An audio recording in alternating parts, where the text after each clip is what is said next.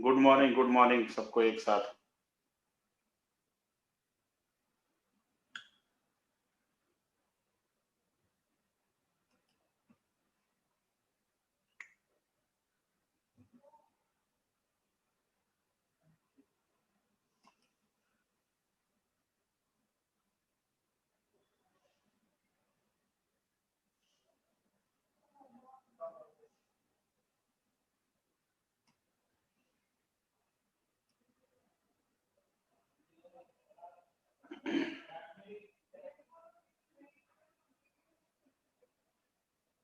वाह क्या बात है, चाय के साथ पढ़ाई हो रही है।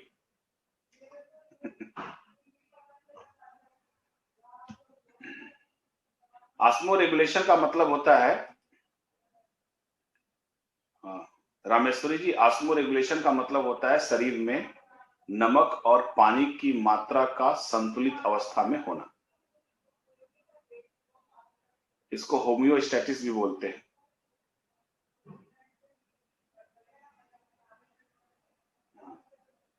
पीडीएफ नहीं मिला, शायद मैंने स्क्रिटरी सिस्टम का भी पीडीएफ भेजा नहीं। आज मैं भेज दूंगा क्लास के बाद।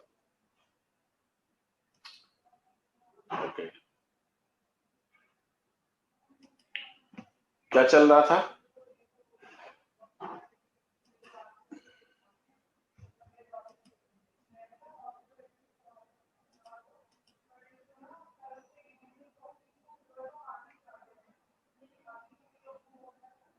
ब्लड का पीडीएफ मैंने सोनम जी भेज दिया था। ओके, हाँ ठीक है। अब देखिए, कुछ लोग बोल रहे हैं आ गया, कुछ लोग बोल रहे हैं मिल गया।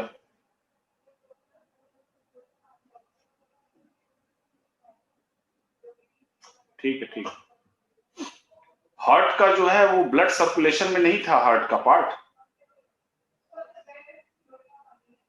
जो मैंने ब्लड सर्कुलेशन बताया था उसमें हार्ट हो गया, उसमें रहा होगा हार्ट की एनाटॉमी वगैरह सब, उसकी फिजियोलॉजी भी रही होगी। अच्छा ठीक है, मैं भेज दूंगा। ठीक ठीक, ओके ओके,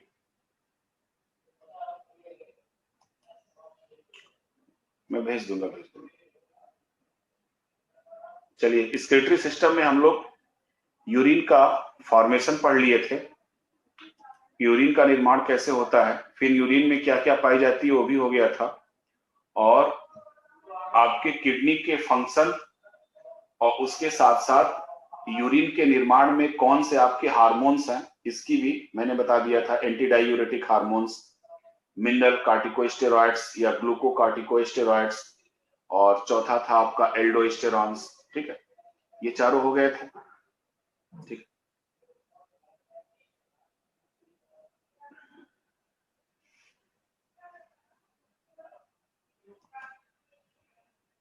बॉडी में किसी बीमारी के कारण एंटीबॉडी बनते हैं।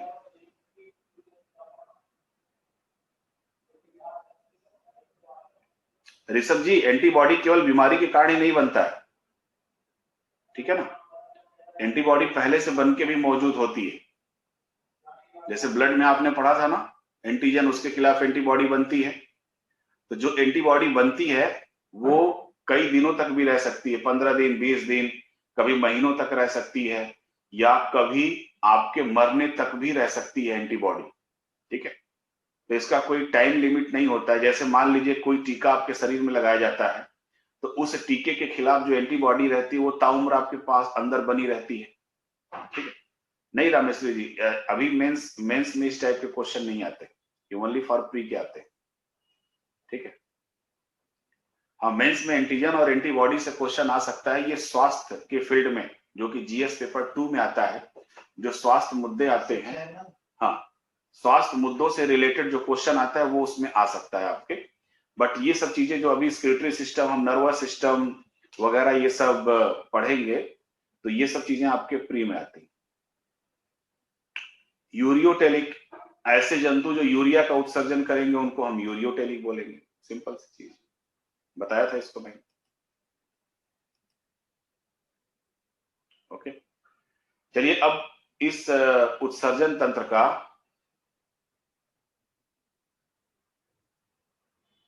आरबीसी की मात्रा ज्यादा होने से कुछ नहीं होगा, आरबीसी की मात्रा कम होने से प्रॉब्लम होती है, ज्यादा होने से कोई विशेष प्रॉब्लम नहीं होती। ठीक है, कभी कभी आरबीसी की मात्रा ज्यादा होने से एसजीपीटी यानी कि जो थोड़ी बहुत ट्राइग्लिसराइड्स वगैरह है इनकी मात्रा बढ़ जाती है, लेकिन कोई खास इफेक्ट वो आपकी बॉडी पे नहीं करता है। ठीक, अब आज हम लोग उत्सर्जन तंत्र का आखिरी पार्ट की चर्चा करेंगे, जिसमें हम देखेंगे कुछ डिजीज, ज्यादा नहीं है, थोड़े बहुत डिजीज हैं जिसको हम देखते हैं। तो जो पहली डिजीज है हमारी, पहला रोग है जिसको हम बोलते हैं नेफ्राइटिस।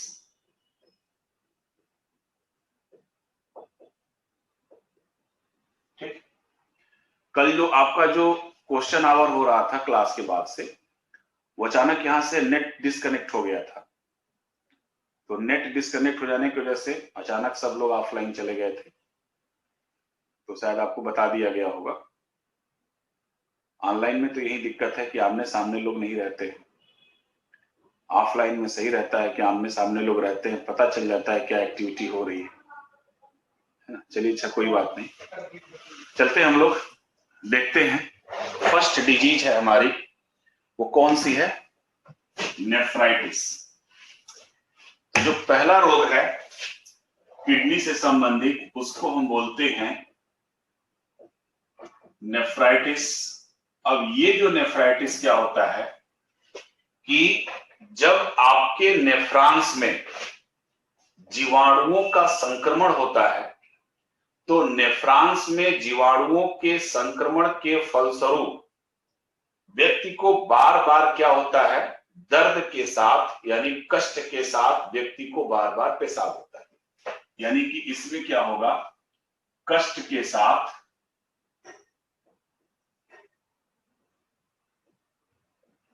बार बार यूरिन है। कब? जब जीवाणुओं का इन्फेक्शन, जीवाणुओं से आपका नेफ्रॉन जब संक्रमित हो जाएगा, तब उस कंडीशन को हम बोलते हैं नेफ्राइटिस। ठीक है, दूसरी बीमारी है हमारी एन यूरिया। एन यूरिया का मतलब होता है कि आपके बॉडी में यूरिन का निर्माण ही नहीं हो रहा है, यानी कि आपकी किडनी प्रॉपर वे में काम ही नहीं कर रही है। तो यानी कि एन यूरिया का मतलब होता है यूरिन की, एक मिनट को सहावीरा सुनिएगा, उपस्थिति 1 मिनट आप लोग लिखिए हमारे।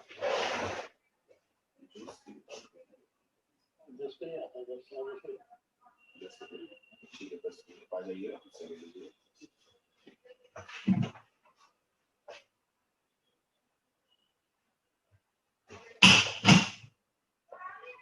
ठीक है, यूरिन की अनुपस्थिति। तीसरा है आपका ऑलिगोसूरिया।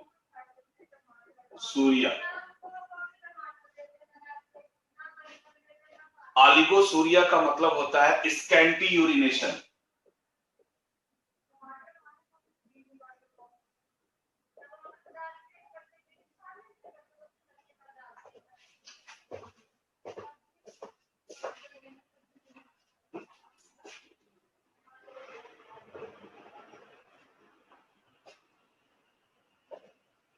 स्कैंटी यूरिनेशन, स्कैंटी यूरिनेशन का मतलब होता है दुर्गंध युक्त पेशाब का होना। ठीक है ना, दुर्गंध युक्त पेशाब को हम बोलते हैं स्कैंटी यूरिनेशन। चौथा पॉली यूरिया। तो पॉली यूरिया का मतलब होता है, पॉली का मतलब क्या होता है, ज्यादा। तो पॉली यूरिया का मतलब होता है कि यूरिन की मात्रा का ज्यादा बनना। ठीक है ना, यानी कि एक्सेस यूरिनेशन।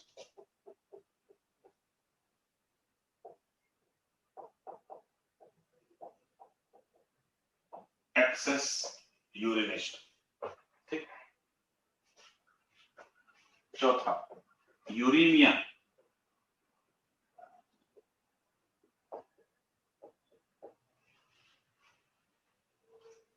यूरीमिया, ठीक है ना, यूरेनिया का मतलब होता है कि अगर आपके ब्लड में यूरिया की मात्रा बढ़ जाती है तो उस कंडीशन को हम बोलते हैं यूरेनिया, यानी कि एक्सेस यूरिया इन ब्लड। ब्लड में यूरिया की अधिक मात्रा का होना कहलाता है यूरेनिया। पांचवा रोग एनयूरिया।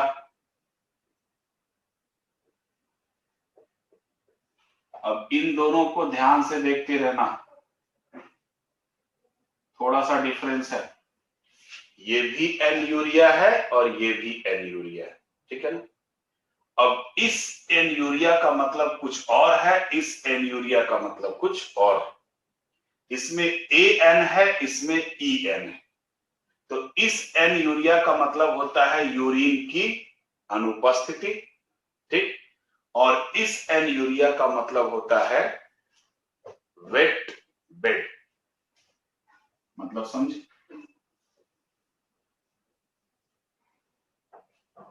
वेट बेड का मतलब समझे? बिस्तर गीला करना, जो छोटे बच्चे बिस्तर गीला कर देते हैं, छोटे बच्चों को नहीं देखा है, बार बार उनका नैपकिन बदलना पड़ता है, वो बार बार पेशाब करते हैं। तो कभी कभी ये बड़ों में भी रोग होता है, जिनको हाई लेवल की डायबिटीज हो जाती है उनके में ये कंडीशन क्रिएट हो जाती है। तो एन यूरिया ई एन वाले का मतलब होता है बिस्तर गीला करना, और इस एन यूरिया का मतलब होता है यूरिन की अनुपस्थिति, ठीक है। हाँ, शुगर पेशेंट,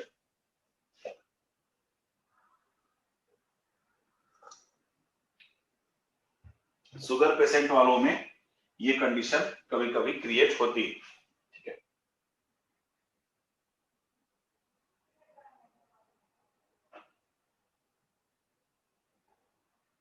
क्या कह रहे हैं बच्चे? सर बच्चे क्यों करते हैं बिस्तर गीला? क्योंकि बच्चों में जो मेटाबॉलिक एक्टिविटी होती है ना हैप्पी जी, वो आपकी तुलना में 4 या 5 गुना ज्यादा होती है। आप देखिए उनका हार्ट रेट ज्यादा होता है, उनका रेस्पिरेटरी रेट ज्यादा होता है, तो उनकी मेटाबॉलिक एक्टिविटी भी ज्यादा होती है, तो उनकी डाइजेस्टिव पावर भी ज्यादा होती है। सब चीज ज्यादा होती है तो यूरिनेशन भी ज्यादा होगा, ठीक है। तो मेटाबॉलिक एक्टिविटी ज्यादा होने की वजह से उनके अंदर ऐसा होता है। तो पहली डिजीज हम लोगों ने देखा नेफ्राइटिस, एनयूरिया, ओलिगोसूरिया, पॉलीयूरिया, यूरेमिया और एनयूरिया, ठीक है। पॉलीयूरिया का मतलब होता है कि यूरिनेशन, आपको अधिक पेशाब आएगा, ठीक है। यूरिन की मात्रा क्या हो जाती है, ज्यादा हो जाती है इसमें। हाँ बिल्कुल, अगर 10-11 साल के बच्चे अगर कर रहे हैं, बिस्तर गीला कर रहे हैं, तो उनको ये बीमारी है, बड़ी बड़ी कॉमन बीमारी है, और ये आसानी से ठीक भी हो जाती है। कोई विशेष दवा इसमें नहीं लेना पड़ता है, ठीक है। खान पीने में कंट्रोल करके इन चीजों को आसानी से ठीक किया जा सकता है।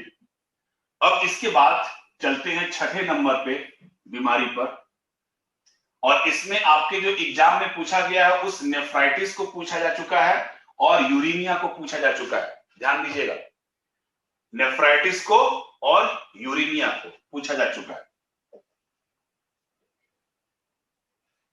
एक एनयूरिया का मतलब होता है यूरिन की अनुपस्थिति, और दूसरे एनयूरिया का मतलब होता है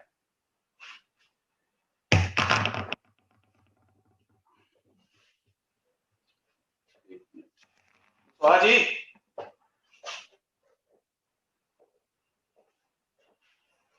कहाँ गए? हाँ जरा व्हाइट बोर्ड जरा साफ करवाइएगा, डस्टर काला हो जा रहा है बार बार। नेक्स्ट डिजीज है हमारा ब्राइट डिजीज।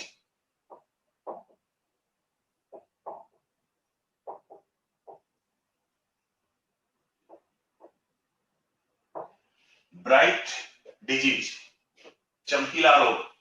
चमकीला मत लिखिएगा, इसका कोई हिंदी नहीं है, नाम ही है इसका ब्राइट डिजीज।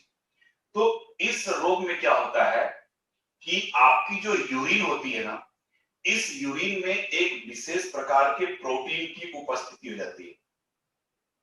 तो आपके यूरिन में एल्ब्यूमिन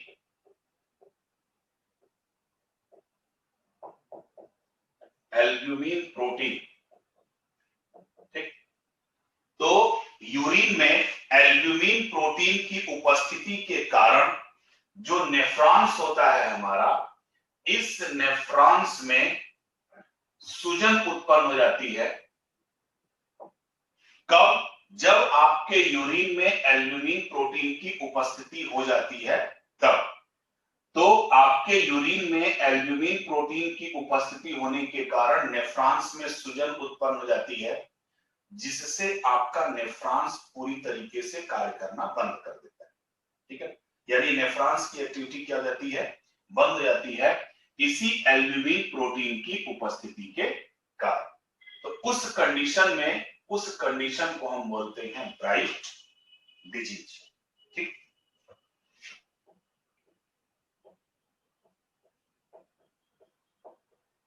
नेक्स्ट रोग है हमारा सिस्टाइटिस।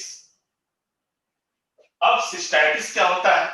ये भी एक प्रकार के रोग है। तो सिस्टाइटिस में क्या होता है कि इसमें भी नेफ्रॉन्स एक विशेष प्रकार के जीवाणुओं के संक्रमण से होता है, और वह जीवाणु है आपका ई कोलाई। और ये जो ई कोलाई जीवाणु है ना, ये एक सहजीवी जीवाणु। ठीक है, और ये जो सहजीवी जीवाणु है ये आपके शरीर में पाया जाता है। इसीलिए जितने भी बायोटेक्नोलॉजी के रिसर्च होते हैं, जैव प्रौद्योगिकी के सारे रिसर्च इसी जीवाणुओं पर किए जाते हैं। तो इस जीवाणु पर scanty urination means Aman ji दुर्गंध युक्त पेशाब, यानी कि जो यूरिन आप डिस्चार्ज करेंगे वो बहुत ही बुरी तरीके से महकेगा।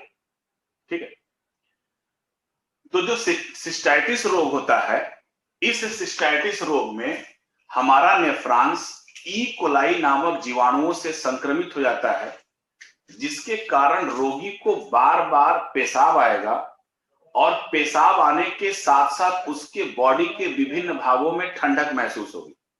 यानी पेशाब के साथ उसको क्या महसूस होगा? फीवर। एक साफ कपड़ा लाके जरा व्हाइट बोर्ड साफ करना। बार बार पेशाब आने के साथ उसको क्या होगा? फीवर भी महसूस होगा। तो उस कंडीशन को हम बोलते हैं सिस्टाइटिस।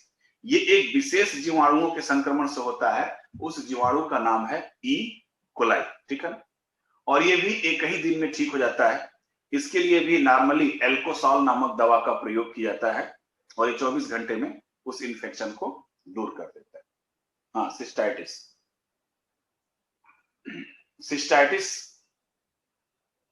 सिस्टाइटिस रोग में क्या होता है रितिका जी, कि इसमें क्या होता है कि जो हमारी नेफ्रॉन्स है, इस नेफ्रॉन्स में ई कोलाई नामक जीवाणुओं के संक्रमण से नेफ्रॉन्स सही ढंग से कार्य नहीं कर पाता है, जिसके कारण पानी लगा दिए। तो पानी लगेगा तो सूखने में टाइम लगेगा। कपड़े भी तो गंदे। देखो ब्लैक ब्लैक हो जा रहा, लिख रहा है तो बच्चों को दिखेगा नहीं, ब्लैक ही हो जा रहा। साफ कपड़े से मार दो। तो सिस्टाइटिस में क्या होता है कि रोगी को बार बार पेशाब आएगा, और पेशाब के साथ फिर उसको फीवर भी।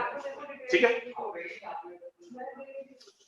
अब इस सिस्टाइटिस के बाद एक दूसरा और रोग है जिसको हम बोलते हैं किडनी का फेल होना। अक्सर सुनते होंगे इनकी किडनी फेल हो गई।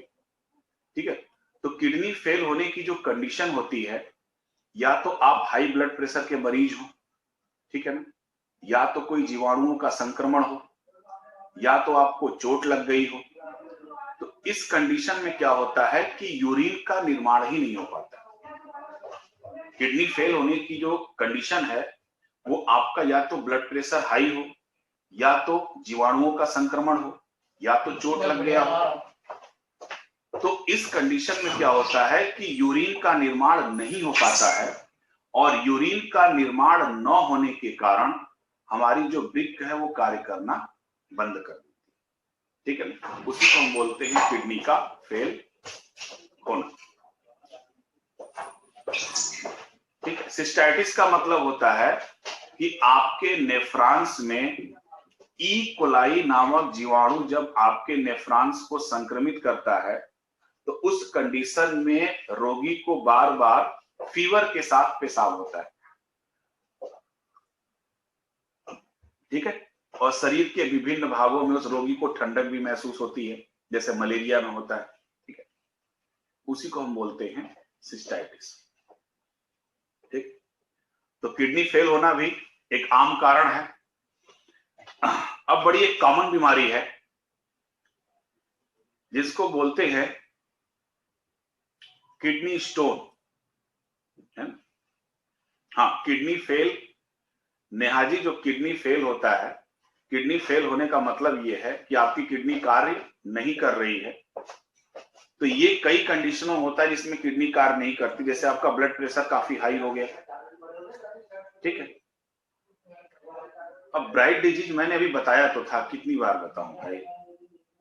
ब्राइट डिजीज में होता है कि यूरिन में एल्ब्यूमिन प्रोटीन की उपस्थिति के कारण वह कार्य करना बंद कर देता है, ठीक है। किडनी फेल में, हाँ, किडनी फेल का इलाज है।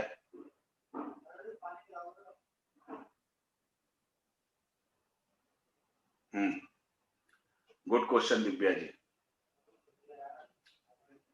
ई कोलाई जो जीवाणु होता है हमारी बड़ी आंत में होता है, और बड़ी आंत में ये सहजीवी के रूप में रहता है, यानी कि हमारा शरीर क्या करता है, उस जीवाणु को एक स्थान देता है और उसके बदले में हम उससे लाभ क्या लेते हैं कि हमारा जो अनडाइजेस्टेड, अपचित जो भोजन पदार्थ है उस पे वो रिएक्ट करके इंडोल एवं एस्केटॉल नामक एक धातु, इंडोल एवं एस्केटॉल नामक यौगिक का निर्माण करता है, और इसी इंडोल एवं एस्केटॉल के कारण हमारे मल से दुर्गंध आती है, ठीक।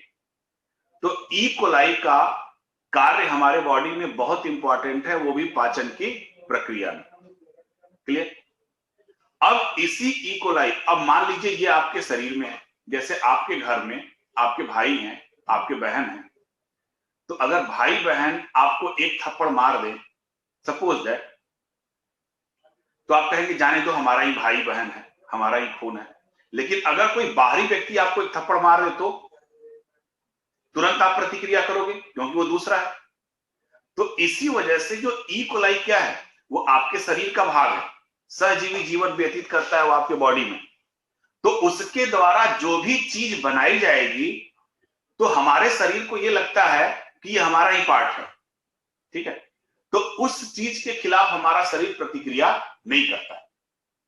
इसीलिए जैव प्रौद्योगिकी के रिसर्च में हम ई कोलाई बैक्टीरिया से इंसुलिन और ग्रोथ हार्मोन्स और भी दूसरे हार्मोन्स का उत्पादन करते हैं रिकॉम्बिनेंट डीएनए टेक्नोलॉजी के थ्रू, और उससे जो दवाएं बनाते हैं उस दवाओं का दुष्प्रभाव हमारे शरीर पे नहीं हो पाता है, क्योंकि हमारा ये शरीर ये समझता है कि हमारे ही बॉडी का पार्ट है, ठीक है। इसलिए हम रिसर्च में ई कोलाई बैक्टीरिया का इस्तेमाल करते हैं।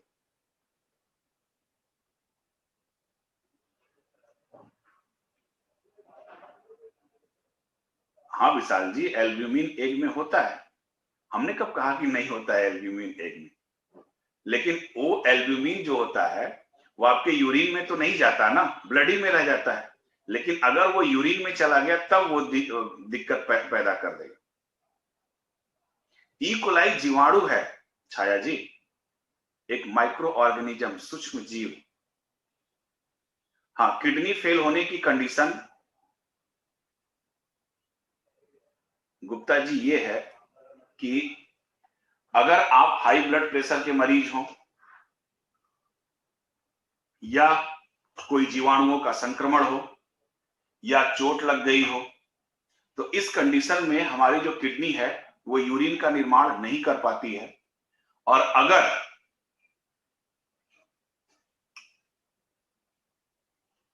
यूटीआई का मतलब क्या होता है, यूरिनरी इंफेक्शन है, तो सब तो यूरिनी का इंफेक्शन है ना, तो इस कंडीशन में क्या होता है, यूरिन निर्माण नहीं कर पाता, जिसके कारण हमारा वृक्क कार्य करना बंद कर देता है, ठीक है।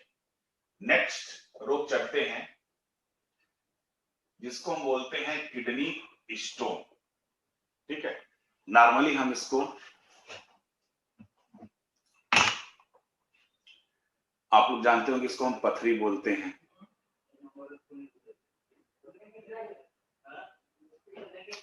नहीं, ये तुरंत नहीं होता है। जब बच्चा पैदा होता है तो लगभग 1 से 2 साल के बाद ये जो जीवाणु होता है ये बच्चे के अंदर जाता है और अपना जो बड़ी आंत होती है उसी में अपना आवास बना लेता है। ठीक।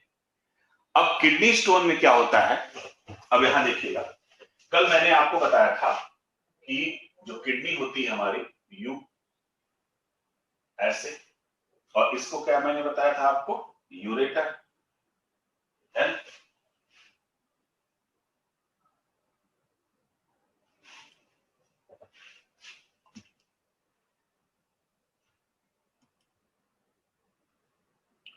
अरे नेहा जोशी जी, किडनी फेल तो पूरा बताया ही नहीं सर। अब क्या किडनी फेल में हम बताएं? किडनी फेल का मतलब ये समझो कि आपकी जो किडनी है वो कार्य करना बंद कर दी। और क्यों कार्य करना बंद कर दी, उसके कई कंडीशन हो सकते हैं। पहला कंडीशन हाई ब्लड प्रेशर हो सकता है, जीवाणुओं का इंफेक्शन हो सकता है, चोट लगने के कारण भी हो सकता है। तो इन सबों में क्या होता है, इन सब में यूरिन का निर्माण हमारा किडनी नहीं कर पाता है। ठीक, यूरिन का निर्माण नहीं कर पाता है। फीवर का मतलब होता है रुक रुक के फीवर आता है, जैसे ही आप पेशाब करेंगे वैसे ही आपको फीवर आना शुरू हो जाएगा। तो उस कंडीशन में हमारा जो वृक्क है यूरिन का निर्माण नहीं कर पाएगा। और सिंपल सा ये मतलब समझिए कि अगर आपकी किडनी यूरिन का निर्माण नहीं कर रही है तो इसका मतलब आपकी किडनी फेल हो चुकी है। ठीक है, सिंपल सी। ठीक, अब ये जो मैंने आपको कल किडनी बताई थी और बताया था कि इसी में क्या होता है हमारा नेफ्रॉन्स। ठीक है, तो ये जो नेफ्रॉन्स है, ये नेफ्रॉन्स जब ये यूरेटर में जिस पॉइंट पर एंट्री करता है उस पॉइंट को हम बोलते हैं पेल्विस। ठीक है, क्या बोलते हैं, पेल्विस। जहां पे ये हमारा नेफ्रॉन्स इस यूरेटर में क्या करता है, एंट्री करता है, तो उस पोर्शन को हम बोलते हैं पेल्विस। तो कभी कभी क्या होता है कि कैल्शियम ऑक्जेलेट एवं कैल्शियम फास्फेट, यानी कि कैल्शियम ऑक्जेलेट एवं कैल्शियम फास्फेट। ठीक है, कैल्शियम ऑक्जेलेट एवं कैल्शियम फास्फेट के जमाव के कारण, और कहां जमा होता है, इसी पेल्विस के पास जमाव के कारण जब यहां से, अब चूंकि यूरिन कहां से निकलेगा, ग्लोमेरुलस से, नेफ्रॉन से, तो अब इसी पेल्विस पार्ट में आपके कैल्शियम ऑक्जेलेट और कैल्शियम फास्फेट के जमाव के कारण यूरिन को बाहर निकलने में बहुत तेजी में असहनीय दर्द होता है। अरे मुन्ना जी कहां आप थे, एक किडनी में एक ही नेफ्रॉन्स होता है, कल मैंने कितना बताया था। ठीक है, कल की क्लास आप नहीं लिए थे क्या? एक किडनी में लगभग 1,30,000 के आसपास नेफ्रॉन्स होते हैं। ठीक है, चलिए, अब ये जो नेफ्रॉन्स होती हैं, इसी नेफ्रॉन्स के पेल्विस भाग में कैल्शियम ऑक्जेलेट एवं कैल्शियम फास्फेट के जमा हो जाने के कारण यूरिन को बाहर निकलने में परेशानी होती है एवं असहनीय दर्द होता है। तो उस कंडीशन में हम बोलते हैं कि व्यक्ति के किडनी में स्टोन बन गया, यानी कि पथरी हो गई।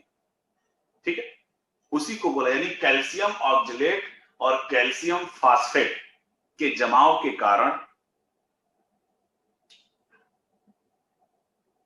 पित्त की थैली में जो स्टोन बनता है वो दूसरा होता है। पित्त की थैली में जो स्टोन बनता है वो जनरली आपके जो फैट मॉलिक्यूल होते हैं वो भी जमा हो जाते हैं, कैल्शियम ऑक्जेलेट और कैल्शियम फास्फेट भी जमा होते हैं। यहां बात हो रही है आपके किसकी, किडनी की। तो किडनी में जैसे गाल ब्लैडर का भी स्टोन होता है, तो गाल ब्लैडर के स्टोन में फैट जम जाता है।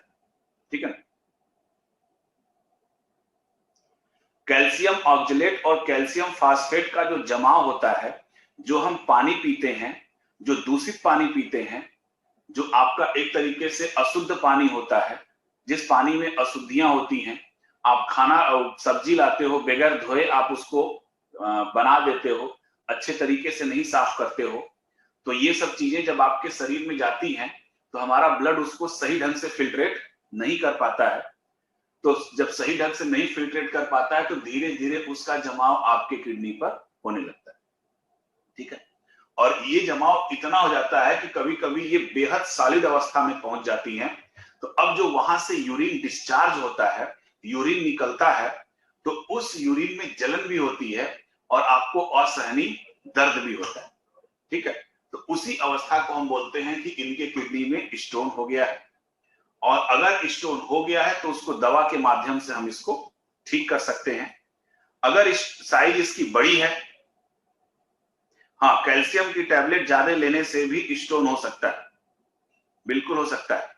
ठीक है, और कभी आप ये मत समझिएगा कि बियर पीने से आपका स्टोन कम होता है, ये बिल्कुल कोरी बकवास है। अगर नहीं यकीन है तो चले जाना आज बियर शॉप की दुकान पे, वहां से एक बियर की बोतल खरीद लेना, तब पीना मत, किसी और को दे देना, और उसके कंटेंट में देख लेना क्या लिखा हुआ है। उसमें लिखा हुआ है it's made calcium oxalate and calcium phosphate, उसमें होता है बियर में, और उसको हम पिएंगे तो हमारा कैसे स्टोन गल जाएगा। इसलिए आपको पीने को डॉक्टर बोल देते हैं क्योंकि उसमें कुछ मात्रा में एल्कोहल होती है, तो पेन में आपको रिलीफ मिल जाता है। ठीक है, हाँ, लेकिन बियर पीने से नहीं पीना चाहिए ऐसा।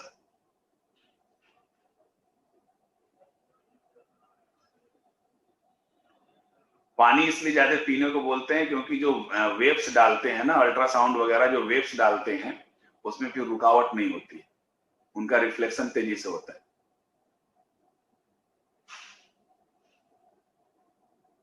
हाँ, लिखने के हिसाब से ही बोल रहे हैं, ठीक है। तो किडनी स्टोन में, हाँ, लिखने के हिसाब से बोल दिया कि ब्रिक के पेल्विस में, ठीक है ना, ब्रिक के पेल्विस में कैल्शियम ऑक्जेलेट एवं कैल्शियम फास्फेट के जमाव होने के कारण या कभी कभी यूरिक एसिड के भी जमाव होने के कारण यूरिन को बाहर निकलने में परेशानी एवं असहनीय दर्द होता है। यूरिन को बाहर निकलने में परेशानी एवं असहनीय दर्द होता है। ठीक है, इस अवस्था को हम बोलते हैं किडनी स्टोन। क्लियर? और वर्तमान में जो इसका इलाज है वो लेजर ट्रीटमेंट से किया जा रहा है, जिसको हम बोलते हैं लिथोट्रिप्सी।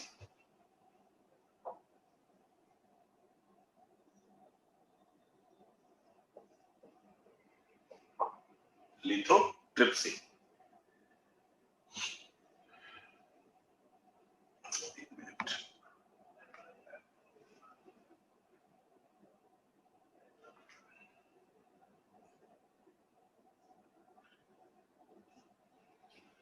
लिथोट्रिप्सी लेजर ट्रीटमेंट है। इसमें हम शॉक वेव का इस्तेमाल करते हैं। ठीक है, SHOCK, शॉक वेव का इस्तेमाल करते हैं। और इस कंडीशन में क्या होती है कि जो स्टोन्स होती है ना, उस स्टोन को छोटे छोटे पार्ट में तोड़कर फिर उसको बाहर निकाल दिया जाता है। सीड वाले फ्रूट और वेजिटेबल खाने से स्टोन नहीं होता।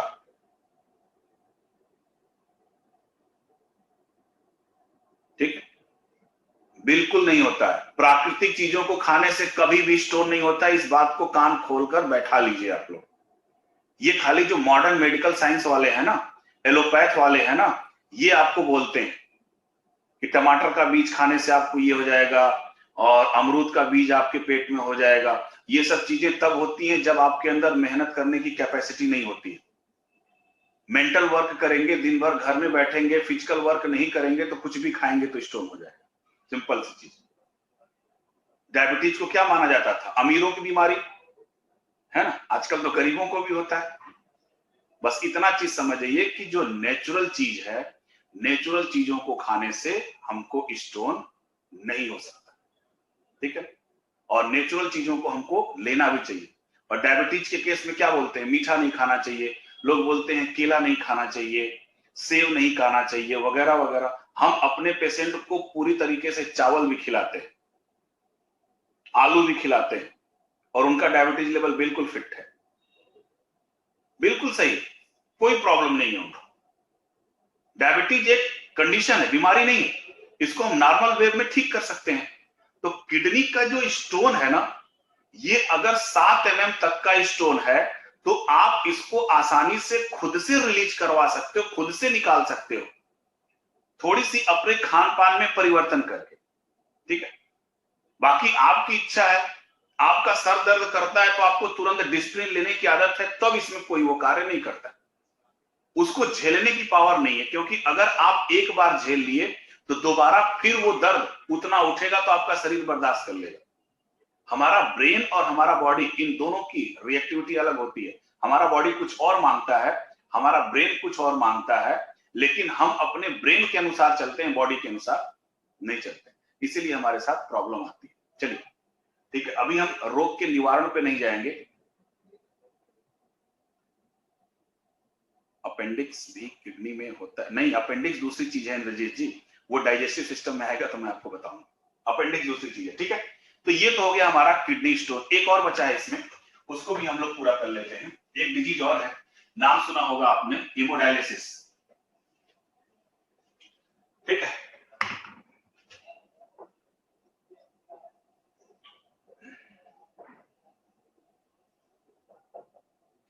हीमोडायलिसिस, ठीक है। अब ये हीमोडायलिसिस क्या होता है? ऐसी प्रक्रिया जिसमें हम उत्सर्जी पदार्थों को, जैसे यूरिया, क्रिएटिनिन या दूसरे यूरिक एसिड, इनको हम रक्त से तब बाहर निकालते हैं जब हमारा वृक्क कार्य करना बंद कर देता है, ठीक है। जैसे ये हमारा नेफ्रॉन्स था, और मैंने बताया था कि नेफ्रॉन्स में क्या हो रहा है, ये पोडोसाइट्स है। मान लीजिए ये पोडोसाइट्स बंद हो गई किसी भी रीजन से, और जब ये पोडोसाइट्स बंद हो गई तो यहाँ जो ब्लड आ रहा है, उस ब्लड में तो यूरिया था ही, एफरेंट न्यूरॉन्स, और फिर जब यहाँ ब्लड नहीं चलेगा तो वापस फिर ब्लड वही आगे चला जाएगा। तो जो यूरिया यहाँ पे है वही यूरिया फिर यहाँ पे है, तो वही यूरिया वाला ब्लड कहाँ चला जाएगा? आपके अंगों में चला जाएगा। यानी आपका वृक्क जब ब्लड को नहीं छान पाता है तो उस कंडीशन में हम क्या करते हैं कि, हाँ फिर से हेमोडायलिसिस बता रहा हूं, कि जब आपका वृक्क ब्लड को नहीं छान पाता है, फिल्ट्रेट नहीं कर पाता है, तो उस कंडीशन में आपके रुधिर में उपस्थित यूरिक एसिड, यूरिया या क्रिएटिनिन या दूसरे नाइट्रोजन पदार्थ को कृत्रिम विधि द्वारा एक विशेष मशीन के द्वारा छाना जाता है, फिल्ट्रेट किया जाता है, और फिल्ट्रेट करके उसी नाइट्रोजन युक्त पदार्थों को हम बाहर निकाल लेते हैं, और फिर ब्लड को आपके ही शरीर में उसको डाल दिया जाता है।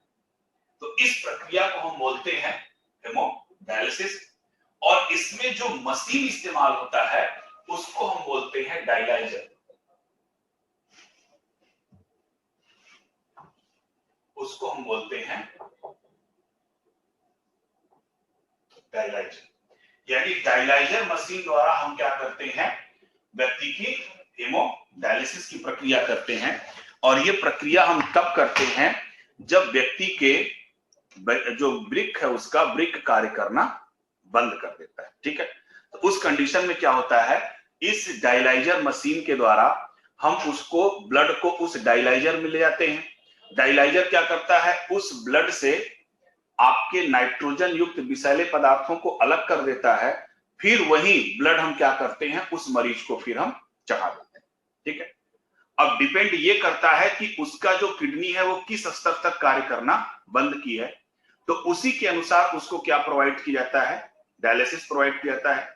किसी को 1 दिन के बाद होता है, किसी को 1 हफ्ते के बाद किया जाता है, ठीक है। हाँ जी गैलेक्सी जी, ये सब पीडीएफ में लिखा हो, सबके सब लिखे होंगे, ठीक ठीक है। ये जो आपका हीमोडायलिसिस है,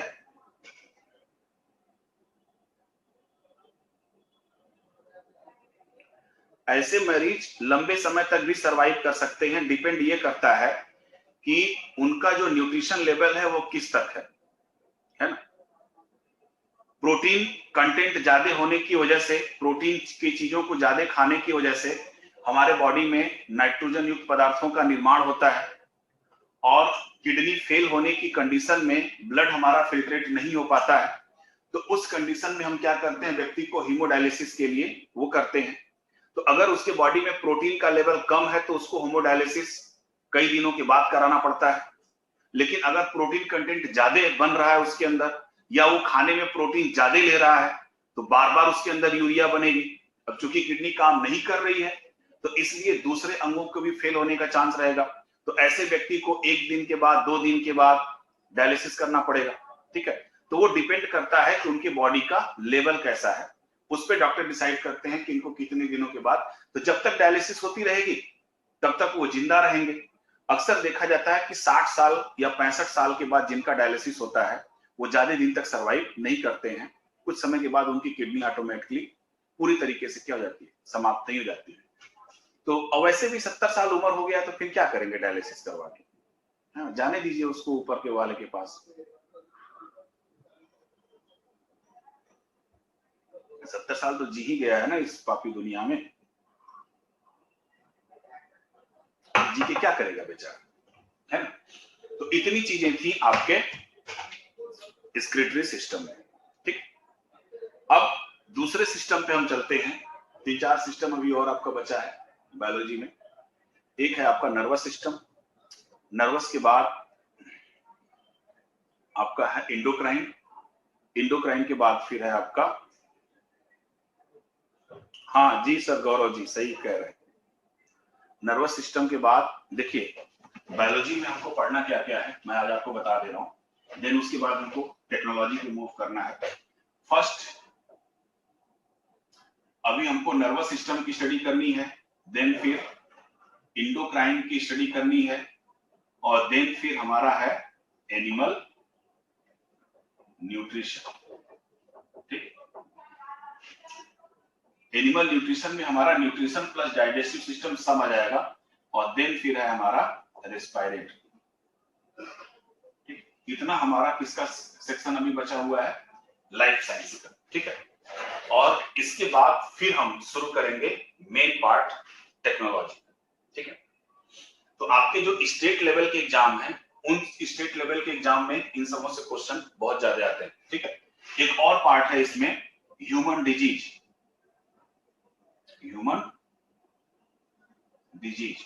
तो एक्चुअली जो ह्यूमन डिजीज है, इस ह्यूमन डिजीज को मैं बायोटेक्नोलॉजी के साथ पढ़ाऊंगा, जैव प्रौद्योगिकी के साथ पढ़ाऊंगा, और इसी ह्यूमन डिजीज के साथ ही हम एक ही साथ आपको वहां पे बैक्टीरिया, वायरस या कोविड-19 अभी जो चल रहा है वो पूरा आपका साथ में हो जाएगा। यानी इस चैप्टर को हम आपको डील करेंगे किससे, बायोटेक्नोलॉजी के साथ। ठीक है, जो मेंस का आपका टॉपिक है। पहले लेक्चर में मैंने सिलेबस आपको लिखवाया था, प्री और मेंस। ठीक है, तो अब जो हम शुरू करेंगे वो कौन सा है, हमारा नर्वस सिस्टम है। ठीक है, तो नर्वस सिस्टम की हम थोड़ा सा स्टडी करेंगे।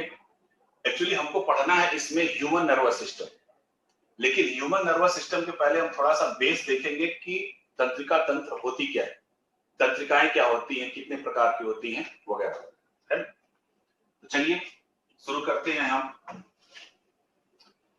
तंत्रिका तंत्र।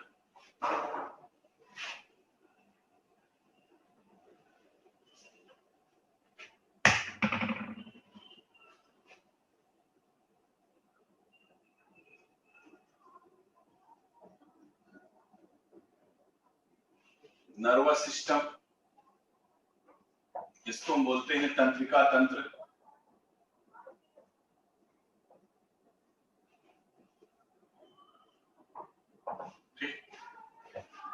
तो तंत्रिका तंत्र का मतलब होता है स्टडी ऑफ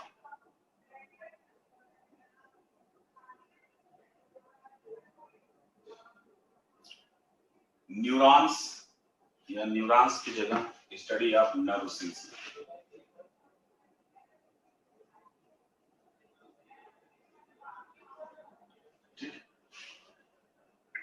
तंत्रिका कोशिकाओं का अध्ययन ही कहलाता है हमारा तंत्रिका तंत्र। अब आती है बात कि नर्व सेल होती क्या है, यानी कि तंत्रिका जो कोशिका है, अभी तक तो हम कोशिका जानते थे, अब ये तंत्रिका कोशिका है क्या? तो आपको इसके बारे में एक चीज पता है कि यह मानव शरीर की सबसे बड़ी कोशिका है, बताया था आपको इसने सेल में। तो शरीर की सबसे बड़ी जो कोशिका होती है वो तो तंत्रिका कोशिका होती है, 3.5 फीट की लंबी के आसपास। अब ये जो होती हैं, ये विशेष प्रकार की एक स्पेशल सेल्स होती हैं, ठीक है, जो अति संवेदनशील होती है, और इनका जो काम है वो है सूचनाओं के प्रसारण में सहायक होती है। यानी ये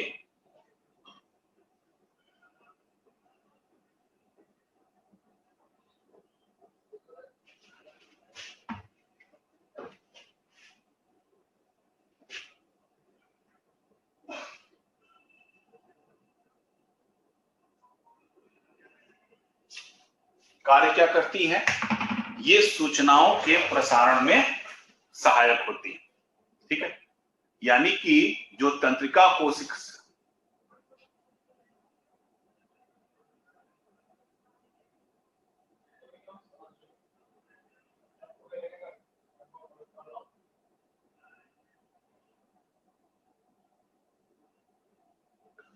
हाँ जी अमन कुमार जी, मैं पीडीएफ भेज दूंगा,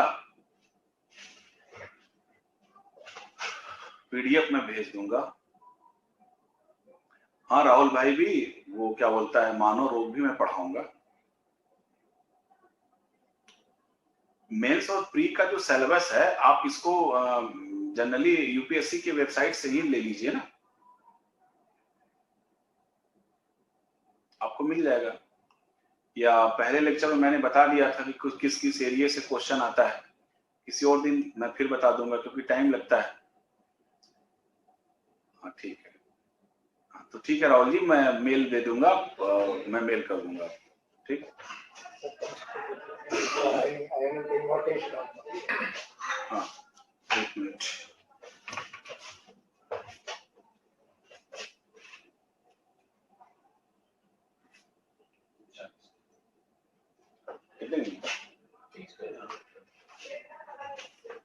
ठीक।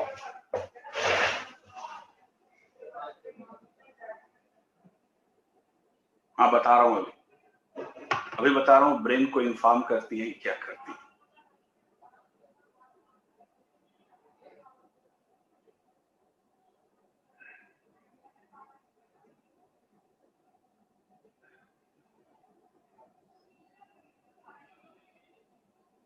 अरे हैप्पी जी, सारी की सारी पीडीएफ कैसे भेज दूं? ऐसा थोड़ी है कि एक ही जगह सब पड़ा हुआ है, मुझे ढूंढना पड़ेगा ना कहाँ है।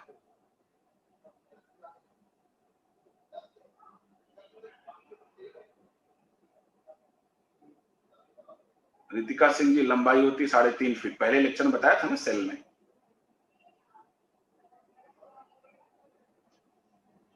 साइंस में अनसॉल्व कोई भी आप ले लीजिए, अरिहंत के ले लीजिए, उसको सॉल्व कीजिए, जो यूपीएससी का जिसमें क्वेश्चन बैंक होता है, बहुत सारे लोगों का आता है। चलिए, जो तंत्रिका कोशिका होती है हमारी, तो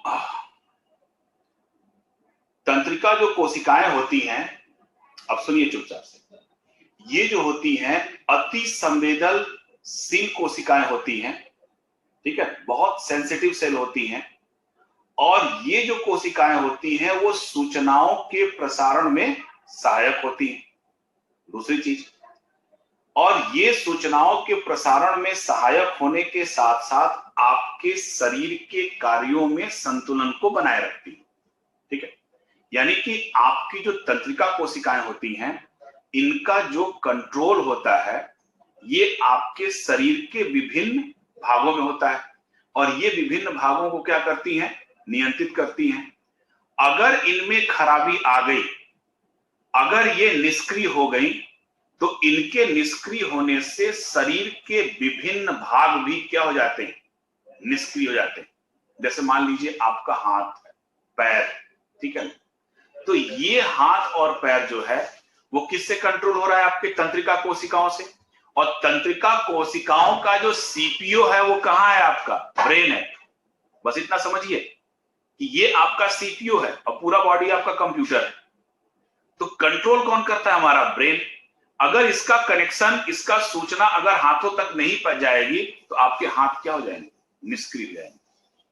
तो तंत्रिका कोशिकाओं की खराबी के कारण आपका जो दूसरे अंग है वो कार्य करना क्या कर देते हैं? बंद कर देते हैं। और सबसे बड़ी जो खूबी ये है कि हमारी जो तंत्रिका कोशिकाएं होती हैं, इनमें सेंट्रोसोम साइटोलॉजी में पढ़ाया था, क्या बोलते हैं? तारकाय। यानी कि तंत्रिका कोशिकाओं में तारकाय नहीं पाया जाता।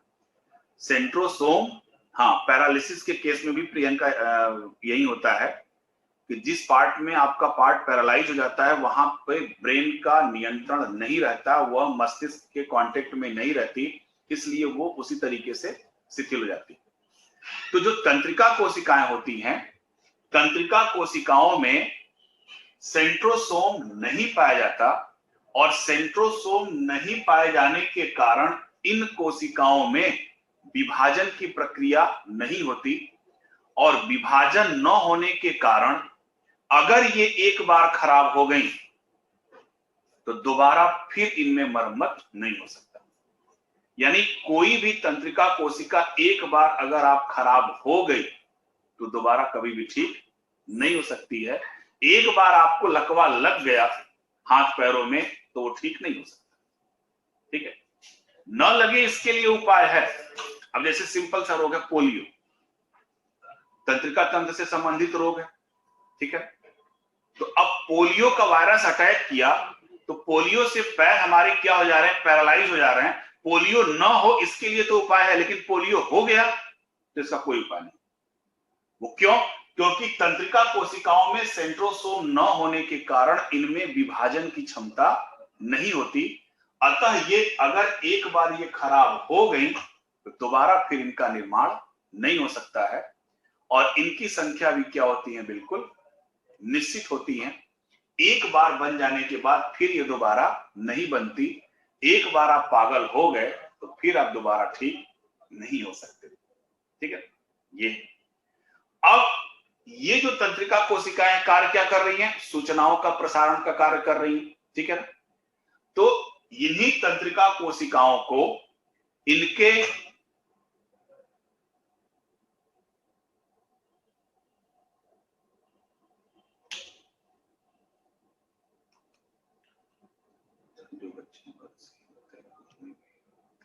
हाँ बिल्कुल, जो बाई बर्थ मेंटली रिटार्डेड होते हैं उनका न्यूरॉन बर्थ से ही डिस्टर्ब रहता है, तभी तो वैसे हैं।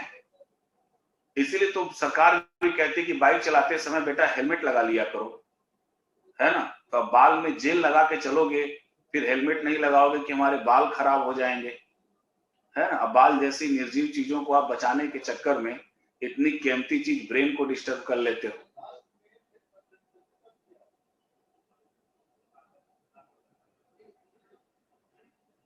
दिव्या जी, इनकी नर्व सेल्स की जो संख्या होती है इनफाइनाइट होती है, और टाइम पीरियड का मतलब नहीं समझ पा रहे हैं। टाइम पीरियड कितना? किस चीज का टाइम पीरियड? चलिए पहले हम लोग थोड़ा सा इसको बेसिक पढ़ लेते हैं, फिर आगे हम क्वेश्चन लेते हैं।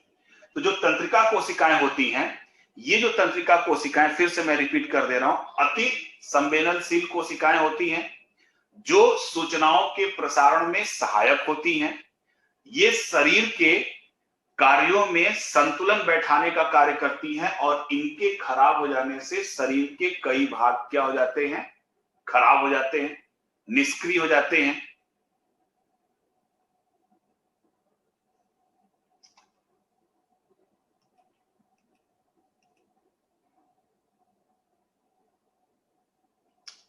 मालिश से ठीक हो जाता है, डिपेंड करता है कि वो न्यूरॉन्स कहां तक डैमेज है। अगर ऊपरी सरफेस तक डैमेज है तो वो इट्स में भी ठीक हो सकता है, मगर अगर वो डीपली डैमेज है तो कभी नहीं ठीक हो सकता है। तो अब इस तंत्रिका कोशिकाओं में क्या होता है कि सेंट्रोसोम की अनुपस्थिति के कारण इनमें विभाजन की प्रक्रिया नहीं होती, इसलिए एक बार नष्ट हो जाने के बाद फिर इनका दोबारा निर्माण नहीं होता। ठीक है। अब ये जो तंत्रिका कोशिकाएं होती हैं, तंत्रिका कोशिकाएं तंत्रिका तंत्र की संरचनात्मक एवं क्रियात्मक इकाई होती है। ठीक है, कैसी इकाई होती है? संरचनात्मक एवं क्रियात्मक इकाई होती है।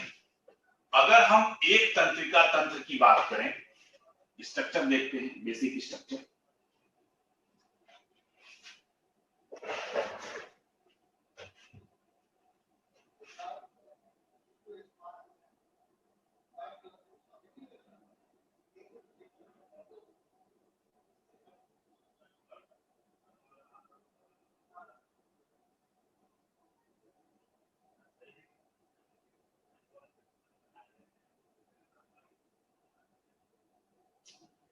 ये कांटेनुमा भाग जो आप देख रहे हो, इसको हम बोलते हैं डेंड्राइट। बीच का जो भाग होता है इसको हम बोलते हैं साइटोन। लंबे नुमा जो ये निकली हुई स्ट्रक्चर है इसको हम बोलते हैं एक्सॉन। तो किसी भी तंत्रिका कोशिका के 3 भाग होते हैं, पहला डेंड्राइट, दूसरा साइटोन और तीसरा एक्सॉन। चौथा पार्ट है इसका टीलो डेंड्रिया। ठीक है, तो जैसे यहाँ पे पहला न्यूरॉन्स, वैसे आपका दूसरा न्यूरॉन्स होता है, और पहले और दूसरे न्यूरॉन्स के बीच में एक जगह होती है, उस जगह को हम बोलते हैं साइनेप्स। और इस साइनेप्स की जो ये मोटाई होती है वो होती है लगभग 200 एंगस्ट्रॉम, और इसमें भरा होता है साइनेप्टिकल फ्लूइड।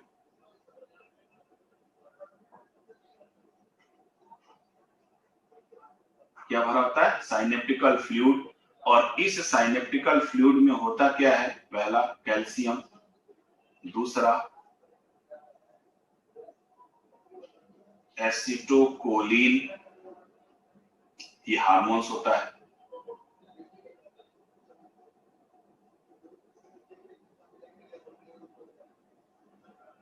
इपिनेफ्रिन, ये भी हार्मोन्स होता है, और एक पदार्थ और होता है जिसको हम बोलते हैं डोपामिन।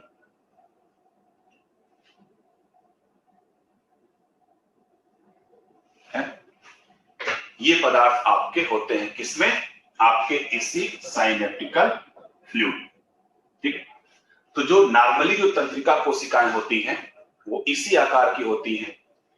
कांटेनुमा भाग जो होता है उसको हम बोलते हैं डेंड्राइट, बीच का जो भाग होता है उसको हम बोलते हैं साइटोन, और लंबी नुमा जो स्ट्रक्चर आप देख रहे हो इसको हम बोलते हैं एक्सॉन। इसमें भी होता है myelin sheath, node of Ranvier, Nissl granules. उससे आपका मतलब नहीं है, बस आप इतना समझिए, क्योंकि हमको बेसिक जानकारी चाहिए, हमको मेन पढ़ना है ह्यूमन के नर्वस सिस्टम को। ठीक है, अब दूसरा क्या है, पहले बना लीजिए फिर बताता हूं। नहीं, मैं बताता रहूंगा तो आप लोग बनाते रहेंगे। बना लीजिए।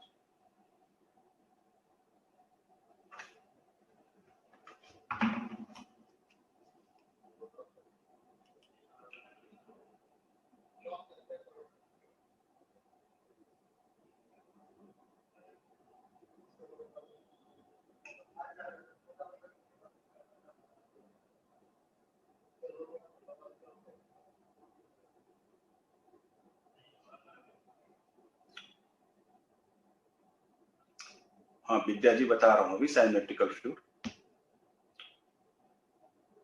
हाँ दिव्या जी, अगर न्यूरॉन्स जन्म के समय खराब हैं तो वो ठीक नहीं हो सकते, बट नैनो टेक्नोलॉजी की मदद से ठीक किया जा सकता है। रिसेंटली रिसर्च से पता चला है स्टेम सेल्स से इसको ठीक किया जा सकता है, बट नैनो प्रौद्योगिकी और आपके स्टेम सेल्स ये इतनी महंगी प्रौद्योगिकी है कि आम लोगों तक पॉसिबल नहीं है इसका इस्तेमाल करना।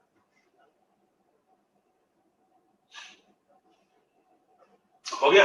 अब देखिए, एक न्यूरॉन्स और ये हमारी दूसरी न्यूरॉन्स, इसी तरीके से हमारे शरीर में एक न्यूरॉन से दूसरी न्यूरॉन्स और दूसरी न्यूरॉन से तीसरी न्यूरॉन्स पूरे बॉडी में क्या होती हैं? फैली होती हैं।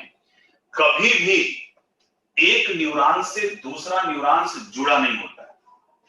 हमेशा एक न्यूरॉन से दूसरे न्यूरॉन्स के बीच में एक स्पेस होता है, एक खाली जगह होता है। उस खाली जगह को हम बोलते हैं साइनेप्स, जिसकी मोटाई होती है 200 एंगस्ट्रॉम। ठीक है, ये थिकनेस होता है 200 एंगस्ट्रॉम, और इसमें जो पदार्थ भरा होता है उस पदार्थ को हम बोलते हैं साइनेप्टिकल फ्लूइड। और इस पदार्थ में होता क्या है, आपका कैल्शियम होता है, एसिटोकोलिन हार्मोन्स होता है, इपिनेफ्रिन हार्मोन्स होता है और डोपामिन होता है। ठीक है, सब पदार्थ होते हैं किसमें, आपके साइनेप्टिकल फ्लूइड।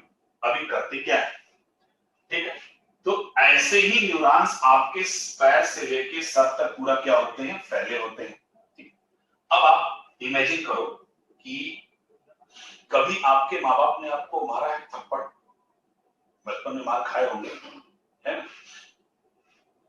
तो मम्मी भी मारती है, कभी कभी गुस्सा होती है तो, हाँ बिल्कुल। और दुनिया की जितनी भी नेट है, चाहे 1G हो, 2G हो, 3G हो, 4G, जितनी स्पीड से मदर की चप्पल चलती है उतनी स्पीड से नेट भी नहीं चलता है ना?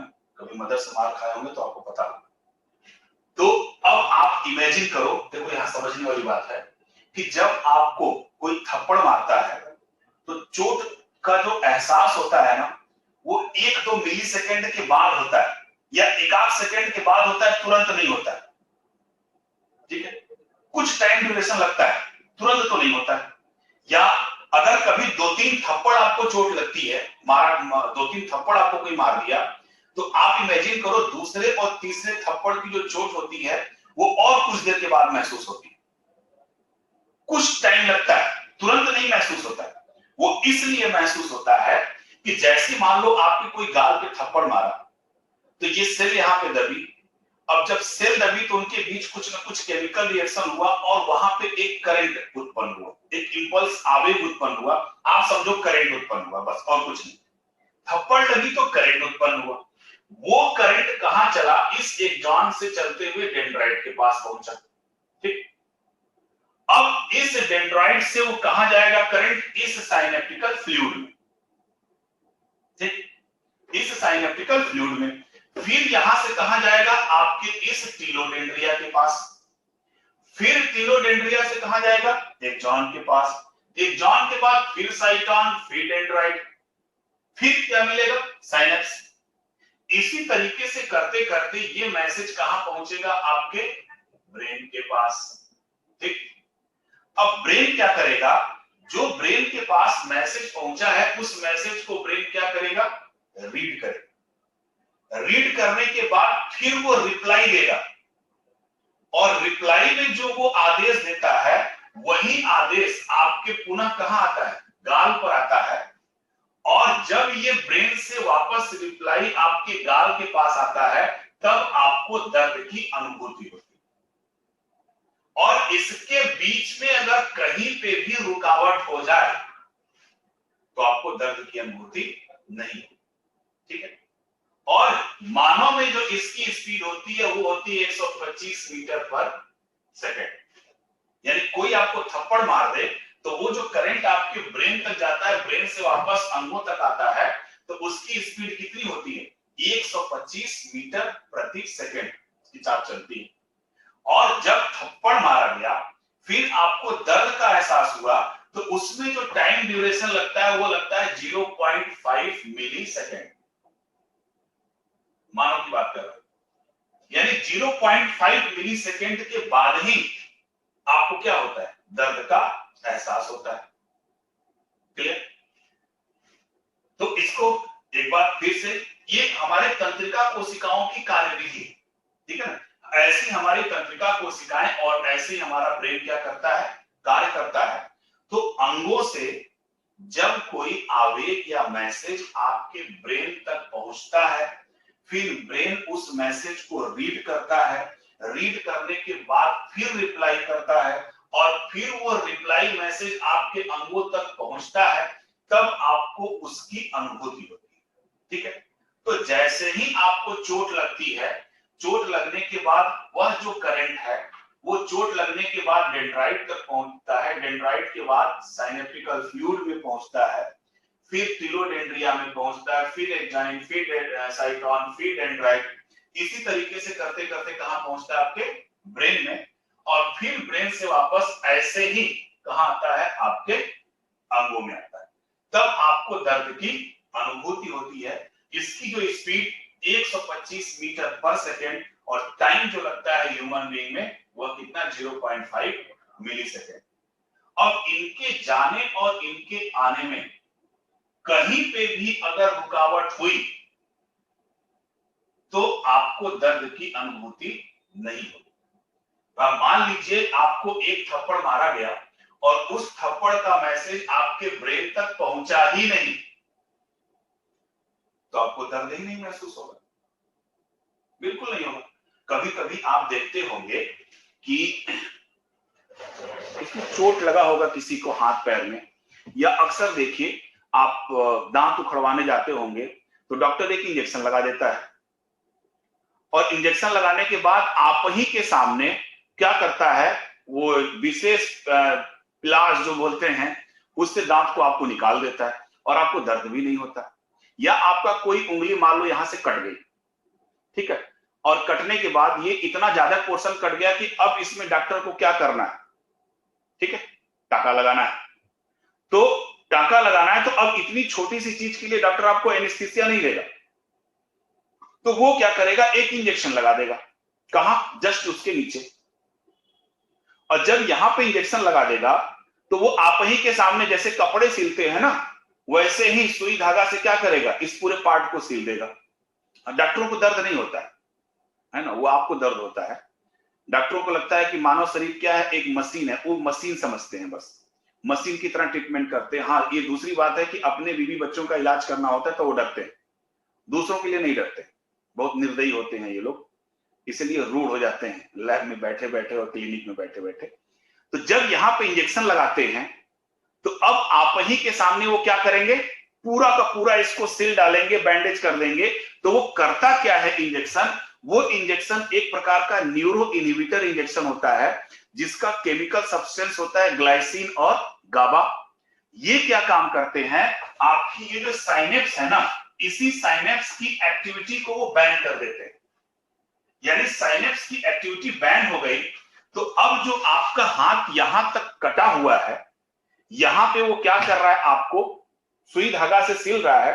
तो जितना भी मैसेज है इस साइनेप्स की ब्लॉक हो जाने की वजह से वो ब्रेन तक जा ही नहीं रहा है, और जब ब्रेन तक जा ही नहीं रहा है तो ब्रेन के ऊपर कोई मैसेज ही नहीं मिल रहा है। तो वो चाहे इसको सिल दे चाहे आपके सामने काट दे, कोई फर्क पड़ने वाला नहीं है, आपको दर्द ही नहीं होगा। लेकिन जब वो बैंडेज कर देता है तो बैंडेज करने के बाद अब जितना भी वो यहां पे क्रियाकलाप किया है, सारे के सारे मैसेज यहीं पे इकट्ठा रहते हैं, गायब नहीं होते हैं। अब वो मैसेज क्या करते हैं, एक एक करके जाते हैं, एक एक करके जाते हैं। वो इसलिए आप इसको फील किए होंगे, बताया था पहले कि दूसरे और तीसरे थप्पड़ की चोट जो कुछ देर के बाद महसूस होती है, वो इसीलिए महसूस होती है कि जब तक इससे एक मैसेज यहां तक नहीं चला जाएगा तब तक दूसरा मैसेज यहां पे पेंडिंग होगा।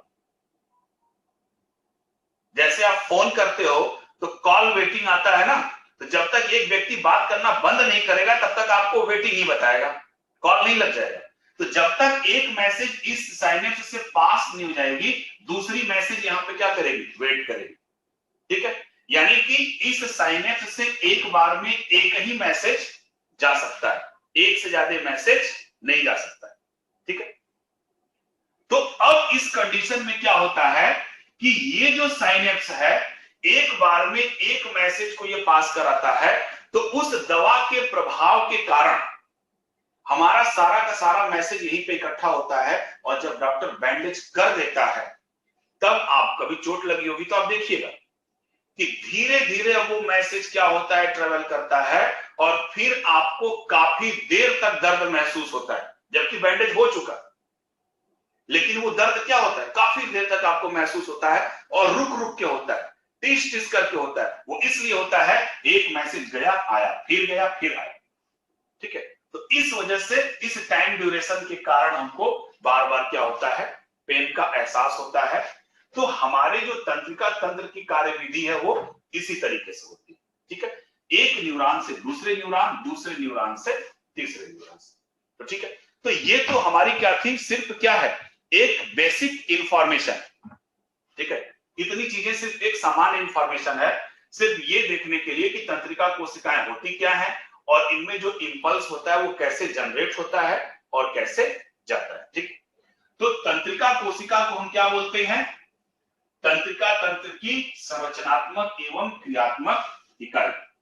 तो आपके शरीर में जो अधिकतम तंत्रिका कोशिकाएं होती हैं वो आपके मस्तिष्क में पाई जाती हैं।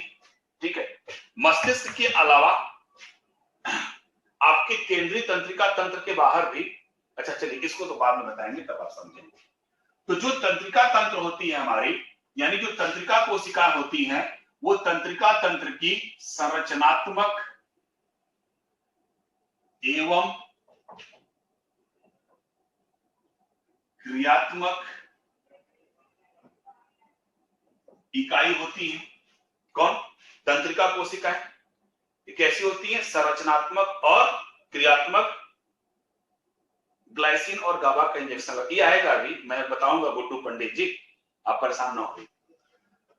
तो अब देखते हैं कि संरचना के रूप में तंत्रिका कोशिका। ठीक, अब जो संरचना के रूप में जो तंत्रिका कोशिकाएं होती हैं वो 3 टाइप्स की होती हैं, 3 टाइप्स। पहली होती है यूनिपोलर, दूसरी होती है बाइपोलर,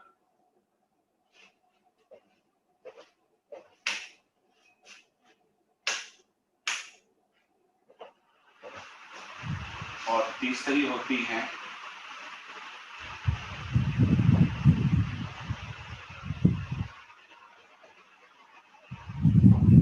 मल्टीपोलर। ठीक है, तो संरचना के रूप में जो तंत्रिका कोशिकाएं होती हैं वो 3 प्रकार के, यूनिपोलर, बाइपोलर और मल्टीपोलर। तो यूनिपोलर उनको कहते हैं जिनके अंदर केवल एक डेंड्राइट्स होता है, और जिनके अंदर 2 डेंड्राइट्स होता है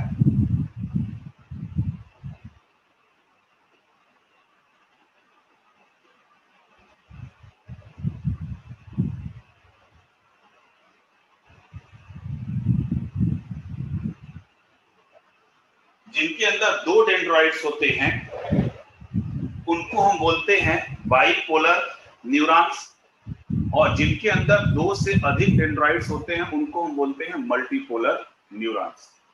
ठीक है, तो जो ह्यूमन होते हैं, ह्यूमन में 98% जो होते हैं वो कैसे होते हैं? मल्टीपोलर।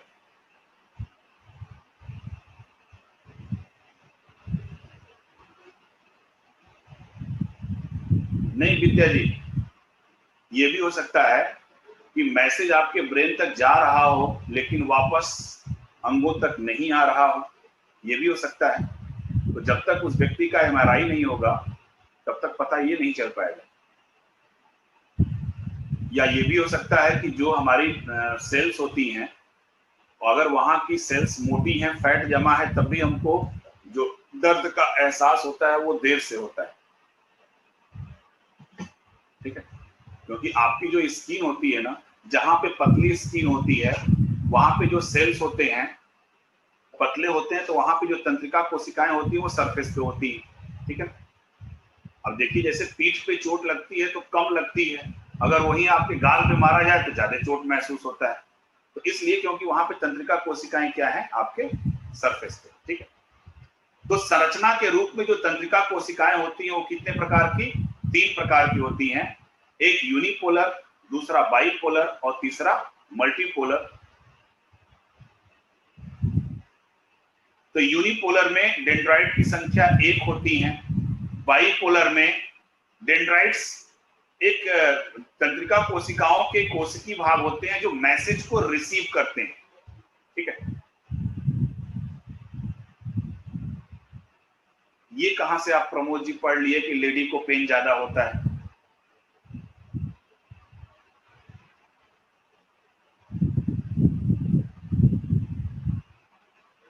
नहीं हैप्पी जी, अभी मैं बता दूंगा, आपको पता चल जाएगा। हाँ, बंद किया जा सकता है।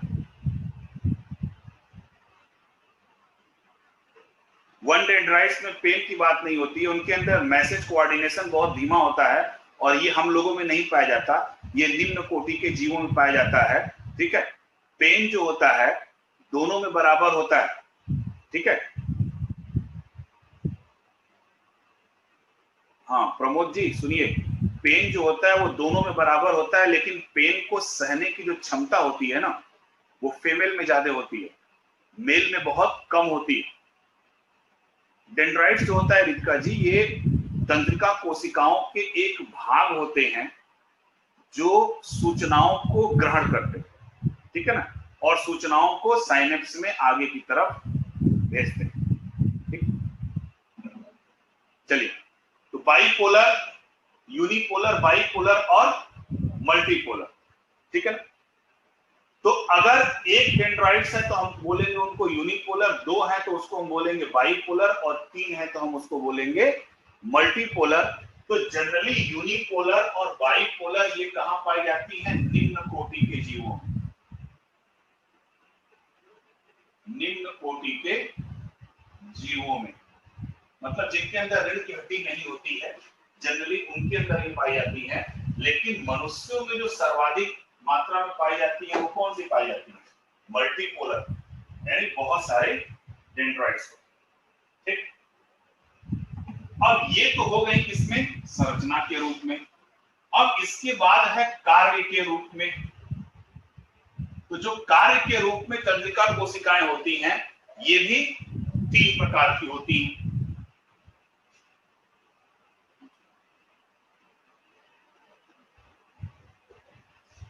पहले को हम बोलते हैं सेंसरी, दूसरे को हम बोलते हैं मोटर। ठीक है, फर्स्ट को हम बोलते हैं सेंसरी, दूसरे को हम बोलते हैं मोटर, और तीसरे को हम बोलते हैं मिक्स्ड। इसको हम बोलते हैं संवेदी, इसको हम बोलते हैं चालक, और इसको मिक्स को बोलते हैं हम मिश्रित। मिश्रित का मतलब क्या हो जाता है? मिक्स होता है, या मध्यस्थ, सबसे अच्छा बात है मध्यस्थ, मध्यस्थ। तो कार्य के आधार पर जो तंत्रिका कोशिकाएं होती हैं वो कितने प्रकार की? तीन प्रकार की। तो जो सेंसरी होती हैं, ये क्या करती हैं? ये सूचनाओं को अंगों से मस्तिष्क तक ले जाती है, यानी कि ये क्या करती हैं? सूचनाओं को अंगों से मस्तिष्क तक ले जाती है। ठीक, मोटर क्या करती हैं? ये सूचनाओं को मस्तिष्क से अंगों की तरफ लाती हैं। और जो मिक्स्ड होती हैं, ये दोनों, यानी कि सेंसरी एवं मोटर, ये दोनों का कार्य करती है। ठीक है, अगर ह्यूमन की बात करें तो हमारे अंदर 98% जो न्यूरॉन्स होती हैं वो कैसी होती हैं? मिक्स्ड टाइप की होती हैं।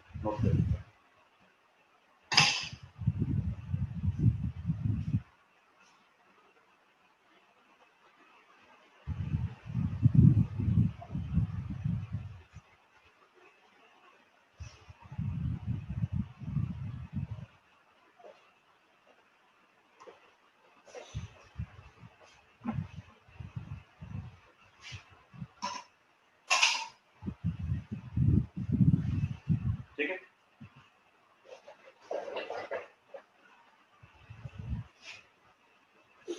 तो जो कार्य के रूप में तंत्रिका कोशिकाएं होती हैं वो कितने प्रकार की? तीन प्रकार की होती हैं। पहले को हम बोलते हैं सेंसरी, जिनको हम बोलते हैं संवेदी। ये क्या करती हैं, सूचनाओं को मस्तिष्क तक ले जाती हैं। दूसरी होती है मोटर। ये क्या करती हैं कि ये सूचनाओं को मस्तिष्क से अंगों की तरफ लाती हैं। तीसरी होती है मिक्स्ड।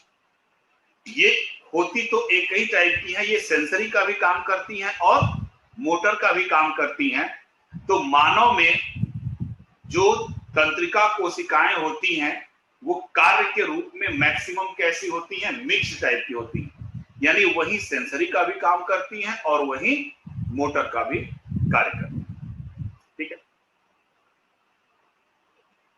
तो मानव में जो आपका संरचना के रूप में किस टाइप की है, मल्टीपोलर, और कार्य के रूप में किस टाइप की है, आपके मिक्स्ड टाइप की। ठीक है, ये इतना तो कार्य हमारा था क्या, बेसिक इंफॉर्मेशन। ठीक है ना, बट हमको पढ़ना क्या है, ह्यूमन नर्वस सिस्टम। लिख लिया इसको, हाँ चलते। मेन हमको पढ़ना है ह्यूमन नर्वस सिस्टम। तो इतना तो खा, बस केवल हम लोग ये समझे कि तंत्रिका कोशिकाएं होती क्या हैं, वो कार्य कैसे करती हैं। ठीक है, और इसका जो सबसे इंपॉर्टेंट पॉइंट यही था कि तंत्रिका कोशिकाओं में सेंट्रोसोम नहीं पाया जाता। ठीक है गुड्डू जी, जो मल्टीपोलर न्यूरॉन्स ह्यूमन में 90% होती हैं और मिक्स न्यूरॉन ह्यूमन में 90% होती है। ठीक है, सेंसरी मोटर कम संख्या में होती है। तो अब तंत्रिका कोशिकाओं में सेंट्रोसोम नहीं पाए जाने के कारण, ठीक है, ठीक, तंत्रिका कोशिकाओं में सेंट्रोसोम नहीं पाए जाने के कारण उनमें विभाजन नहीं होता। और जिस कोशिका में विभाजन नहीं होता, क्या उसमें कभी कैंसर हो सकता है? कैंसर का मतलब होता है कि अनियंत्रित कोशिका का विभाजन वो शरीर के किसी विभाग में। तो आपने सुना होगा लंग्स कैंसर, सुना होगा, ठीक है, फेफड़े का कैंसर सुना होगा, पेट का कैंसर सुना होगा, अन्य चीज का आप कैंसर सुने होंगे, ब्लड कैंसर सुने होंगे, लेकिन कभी भी ब्रेन कैंसर नहीं सुना होगा।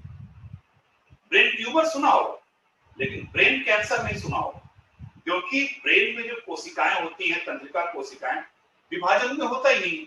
और जब विभाजन नहीं होगा तो उसमें कैंसर होने की संभावनाएं नहीं होगी, लेकिन ट्यूमर हो सकता है, ब्रेन ट्यूमर होता है। तो अब हमको पढ़ना है किसका, human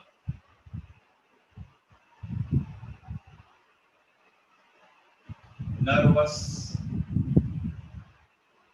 system. Human nervous system यानी मनुष्य का तंत्रिका तंत्र।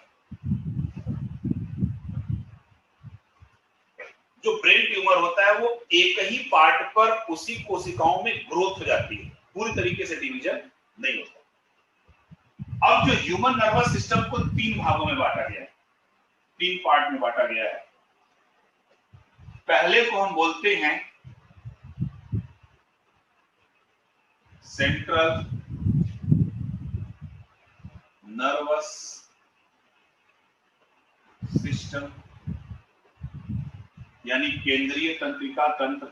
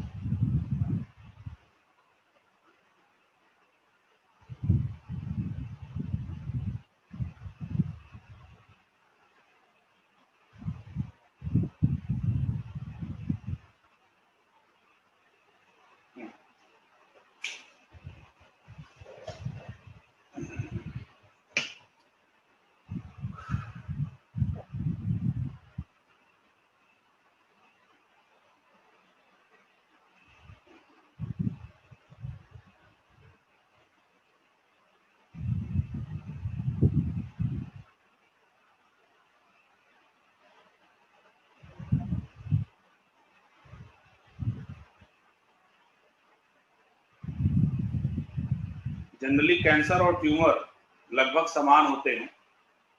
ट्यूमर में क्या होता है कि जो सेल डिवीजन होता है वो एक ही जगह, एक ही पॉइंट पे ढेर सारे गुच्छे बनते हैं, और कैंसरस में क्या होता है कि सेल अलग अलग डिवाइड होता है।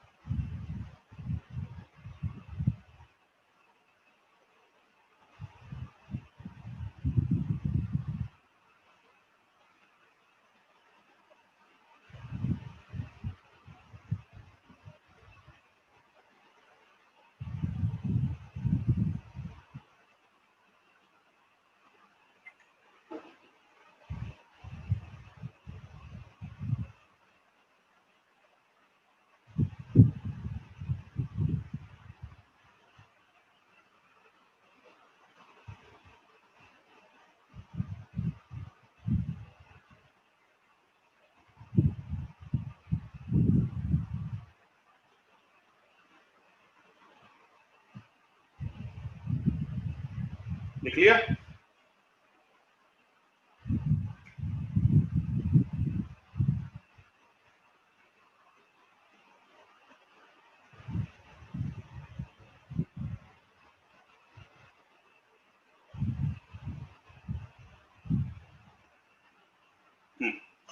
चलिए देखिए, अब जो हमारा नर्वस सिस्टम है, ठीक है, जो ह्यूमन नर्वस सिस्टम है, जनरली हम तंत्रिका तंत्र को 3 भागों में विभाजित करते हैं, ठीक है।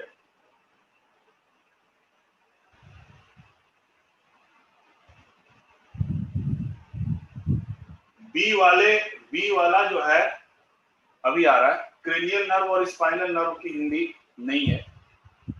देखिए 3 भागों में हमारा तंत्रिका तंत्र विभाजित होता है।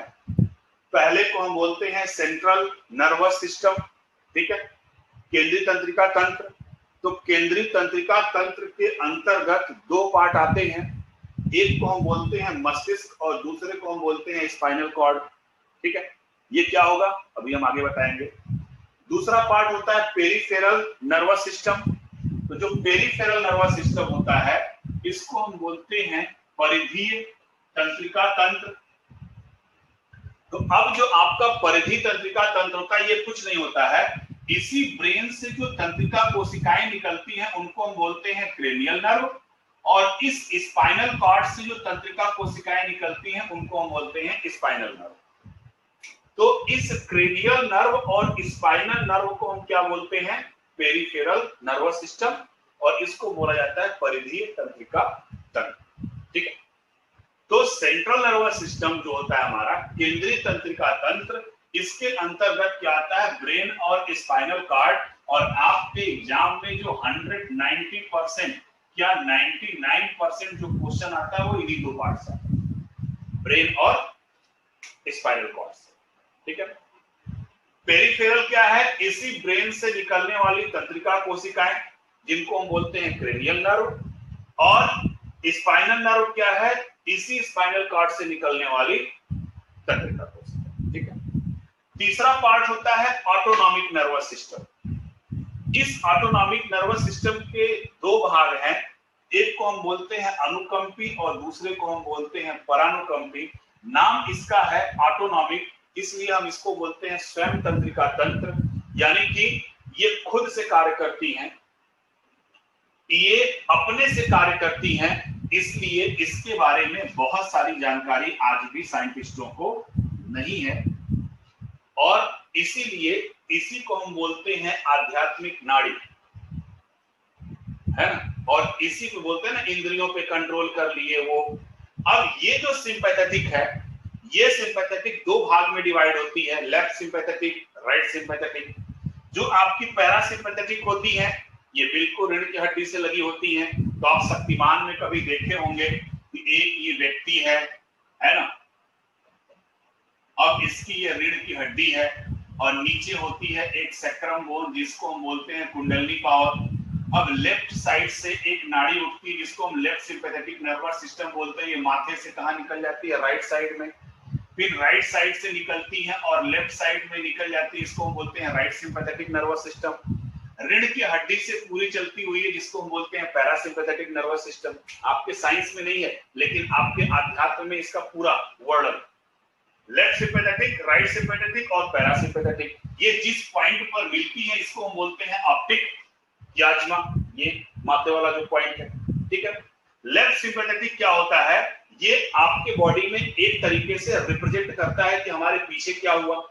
राइट सिंपैथेटिक रिप्रेजेंट करता है कि भविष्य में क्या होगा, और पैरासिम्पैथेटिक रिप्रेजेंट करता है कि एट प्रेजेंट टाइम, वर्तमान में क्या होगा। इसीलिए कभी आप हिस्ट्री पढ़ते होंगे तो देखते होंगे महात्मा गौतम बुद्ध को बोले थे कि वर्तमान में रहो, ठीक है। तो किसको बताते हैं, पैरासिम्पैथेटिक को।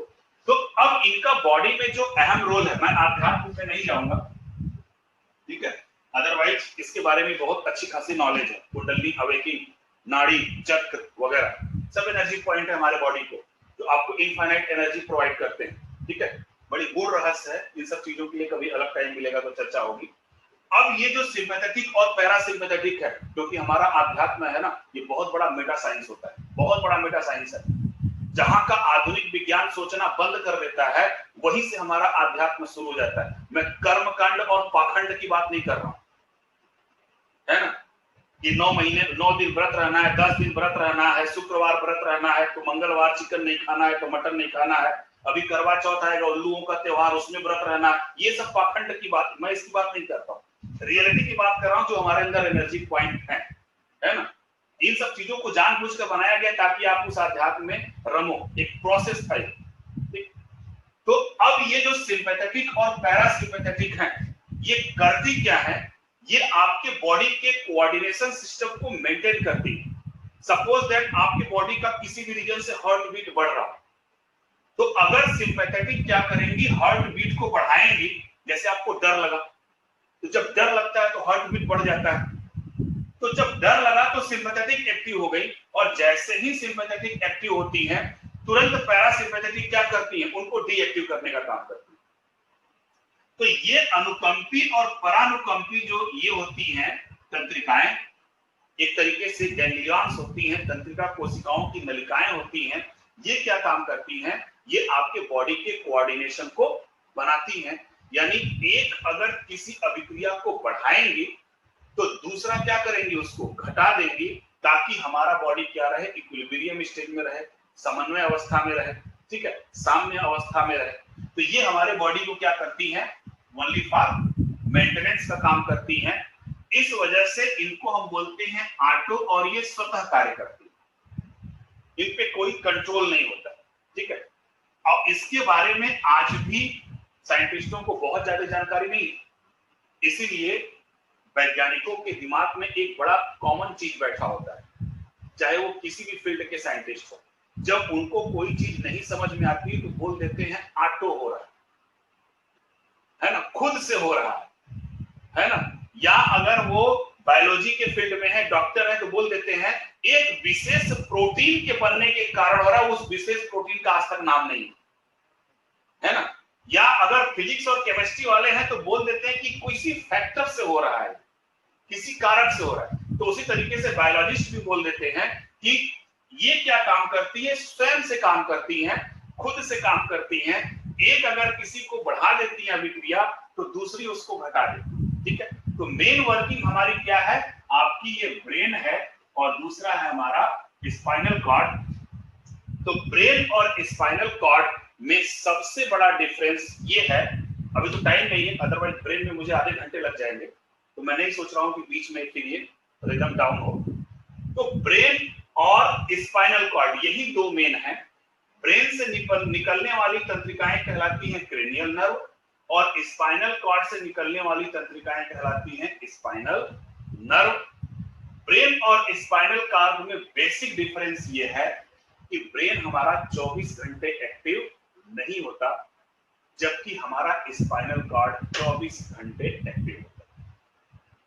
जब हम सोते हैं तब भी हमारा स्पाइनल कॉर्ड एक्टिव होता है, लेकिन जब हम सोते रहते हैं तो हमारे ब्रेन का 70% एरिया क्या होता है, इनएक्टिव होता है, ठीक है। और ब्रेन की एक्टिविटी, जैसे किसी बच्चे ने पूछा था कि सर दर्द जो होता है वो ज्यादा फीमेल को क्यों होता है? फीमेल को ज्यादा दर्द नहीं होता है, दर्द कॉमन होता है। तो दर्द सहने की क्षमता जो होती है ना, वो किसी भी टाइप का पेन हो, ये सिर्फ फीमेल में होती है। मेल ओनली फॉर मजबूत होता है मसल्स पावर में, और किसी भी पावर में वो फीमेल से मजबूत नहीं है, किसी भी पावर में, ओनली फॉर मसल्स। ठीक, एक आपके अंदर, मेल के अंदर जो दर्द सहने की क्षमता है ना, अगर हम तीव्रता नापेंगे ना, तो मात्र है 46 डेसिबल। 46 डेसिबल से अगर ज्यादा आपकी बॉडी को पेन हुई तो आपकी मौत हो जाएगी। लेकिन आपको जानकर आश्चर्य होगा कि एक महिला जब बच्चे पैदा करती है ना, जब बच्चे को जन्म देती है, तो वो 200 डेसिबल के दर्द को बर्दाश्त करती है, और 46 से 47 नहीं हुआ कि आपकी मौत हो जाएगी। तो सोच लो कौन ज्यादा वो पावर है। आपसे ज्यादा उनके अंदर पावर भी है, सहने की क्षमता भी। हाँ, मसल्स पावर में वो थोड़ी सी वीक होती है। और ठीक उसी तरीके से ब्रेन की भी एक्टिविटी है। फीमेल बॉडी का जो लेफ्ट पार्ट पोर्शन होता है ब्रेन का, बहुत स्ट्रांग होता है, बहुत ही स्ट्रांग होता है। इसीलिए जन्म जन्मांतर की बातों को ये कभी भूलती नहीं है। इनको भविष्य की चिंता नहीं होती है, पीछे इनके साथ क्या किसने किया है ये कभी नहीं भूलती। ठीक है ना? तो वो इसलिए क्योंकि फीमेल का जो लेफ्ट पोर्शन होता है ना, ये बड़ा स्ट्रांग होता है, इनकी एक्टिविटी तेज होती है। और ये जान लीजिए कि फ्लाइट के बिल्कुल वो क्या बोलते हैं, ब्लैक बॉक्स की तरह होता है वो, उसमें सारी चीजें स्टोर होती है, कभी भी ये नहीं भूलती है उन सब चीजों को। लेकिन जो मेल का लेफ्ट पोर्शन होता है बड़ा वीक होता है, आज हुआ कल भूल जाएगा, है ना? अब जैसे 4 दोस्त मिल गए, है ना, किसी से झगड़ा हुआ तो ये नहीं कहेंगे कि किससे झगड़ा हुआ, काहे झगड़ा हुआ, किस वजह से झगड़ा हुआ, बस यही बोलेंगे, अच्छा कितने लोगों को लेके आओ पहले बस ये बता, रीजन नहीं पूछेंगे। लेकिन अगर महिलाओं में भी झगड़ा होता है तो पहले पूछती है क्या हुआ, कैसे हुआ। ये डिफरेंस होता है थोड़ा सा मेल और फीमेल में। ठीक है, तो ब्रेन की एक्टिविटी जो है, ब्रेन की एक्टिविटी थोड़ी सी फीमेल में एक्टिविटी ज्यादा होती है, विशेष तौर से लेफ्ट पोर्शन में। तो ब्रेन जो है होता है हमारा, वो 24 घंटे एक्टिव नहीं होता है, लेकिन हमारा जो स्पाइनल कॉर्ड होता है वो 24 घंटे एक्टिव होता है। ये बड़ा दोनों डिफरेंस है। ब्रेन आपके बॉडी के कोऑर्डिनेशन को काम करता है, लेकिन स्पाइनल कॉर्ड कोऑर्डिनेशन के साथ साथ रिफ्लेक्स रिएक्शन, यानी आपके बॉडी में जो ऑन स्पॉट रिएक्शन होता है उसके लिए भी रिस्पॉन्सिबल होता है। ठीक है, तो हम कल के लेक्चर में ब्रेन, स्पाइनल कॉर्ड, पूरे नर्वस सिस्टम को हम लोग पढ़ लेंगे। छोटा सा है, मेन टाइम लगेगा आपके सिर्फ ब्रेन और स्पाइनल कॉर्ड में, बाकी ये सब तो बहुत कम टाइम लगेगा। ठीक है, तो कल हम लोग ब्रेन और स्पाइनल कॉर्ड के बारे में पढ़ेंगे। ठीक है, तो आज 5-10 मिनट का टाइम है, अगर आप लोग क्वेश्चन पूछना चाहें तो पूछ सकते हैं। लास्ट वाला है सिंपैथेटिक और पैरासिम्पैथेटिक। हाँ, ब्रेन के जस्ट पिछला हिस्सा होता है स्पाइनल कॉर्ड। सिंपैथेटिक और पैरासिम्पैथेटिक ये अनुकंपी और परानुकंपी होता है। इनका काम होता है कि एक अगर कोई किसी एक्टिविटी को कोई एक कर रहा है तो उसको दूसरा क्या करती है, एक बढ़ाती है और एक घटाती है।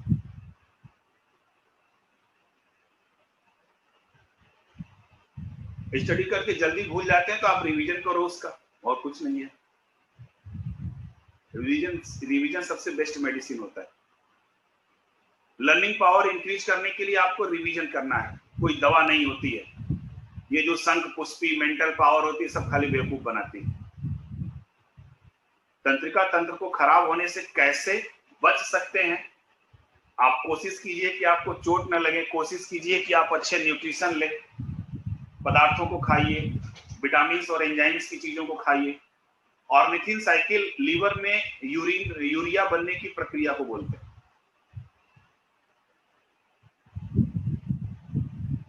हाँ, ऑटोमेटिक से रिलेटेड है विजय जी। हाँ बिल्कुल, ब्रेन से ही क्रेनियल नर्व्स निकलती हैं।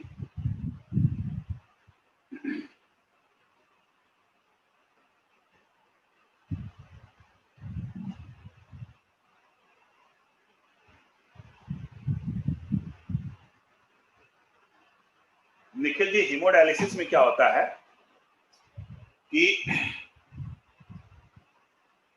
हीमोडायलिसिस में जो ब्लड होता है, ब्लड की इम्प्योरिटी को एक विशेष मशीन के द्वारा छाना जाता है, जिससे नाइट्रोजन जो पदार्थ उसमें घुले होते हैं उनको छान देते हैं विशेष मशीन के द्वारा, डायलाइजर के द्वारा। अब नेटवर्क कट गया था, तो किसके बारे में राहुल भाई पूछ रहे हैं, फिर से बता दीजिएगा।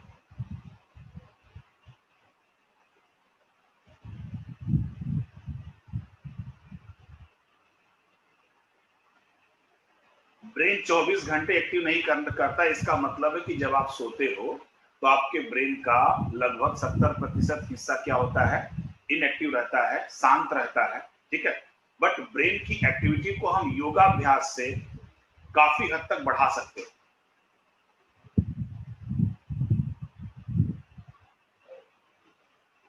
दस से 12 घंटे स्टडी करने के बाद ब्रेन की एक्टिविटी प्रमोद जी वैसी की वैसी ही बनी रह सकती है।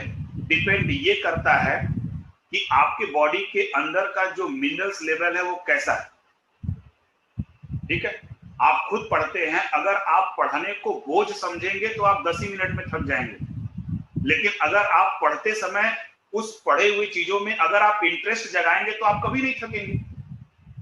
आप कंटिन्यू 3 घंटे पढ़ते हैं, थक जाते हैं, लेकिन 3 घंटे की मूवी देखते समय आप नहीं थकेंगे, क्योंकि वहां पे आपका ब्रेन, आपका आई, सब कुछ वहां फुल कंसंट्रेशन के साथ आप पढ़ रहे हैं, तो आप नहीं थकोगे, ठीक है। तो जब हम सही ढंग से पढ़ते हैं, जिसको बोलते हैं मन लगा के पढ़ते हैं, तब हम थक जाते हैं, तब कहते हैं हमारा दिमाग बोझिल हो गया, ठीक है। तो ये तब होता है जब हमारे अंदर न्यूट्रिशन लेवल थोड़ा सा कम होता है और हम उसको एक बोझ के तौर पे पढ़ते हैं। इसलिए तो मैं कहता हूं, आप सिविल सर्विसेज की तैयारी कर रहे हो ना, कभी बोझ समझ के मत पढ़िए, उसमें इंजॉय ढूंढिए, उसको इंजॉय करेंगे ना तो वो चीजें आपके ब्रेन में बैठेंगी।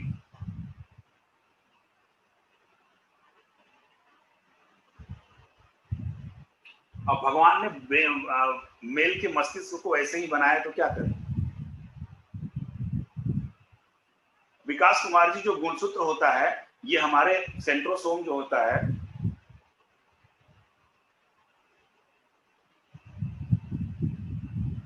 सेंट्रोसोम तारकाय, हाँ ठीक है, जो तारकाय होता है ये कोशिका विभाजन के लिए जिम्मेदार होता है, लेकिन जो हमारी तंत्रिका कोशिकाएं होती हैं उनमें ये तारकाय नहीं होता, इसलिए तंत्रिका कोशिकाओं में विभाजन की प्रक्रिया नहीं होती।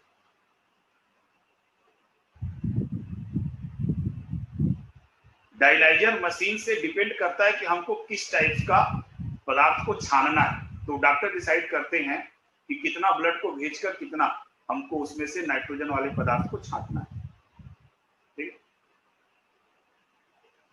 न्यूट्रिशन लेवल के लिए अच्छे खासे पोषक पदार्थों को खाइए Sangita ji. Chow mein, pizza, burger, इन सबों के अवॉइड करिए। Chow mein, pizza, burger, Maggi, cold drink, ये सब को ज्यादा पसंद होता है लड़कियों को।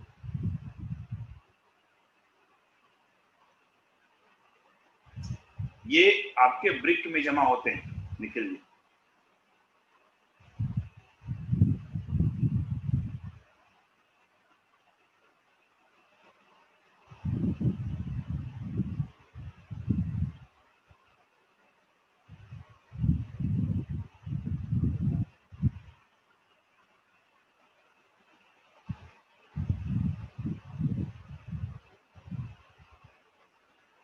राजा जी, जो पेल्विस है वो नेफ्रॉन्स का जो पार्ट यूरेटर में एंट्री करता है उसको हम बोलते हैं पेल्विस। हाँ राहुल भाई, क्या पूछ रहे हैं? एक्चुअली मैसेज स्लिप हो गया था, फिर से जरा टाइप करके भेज दीजिए।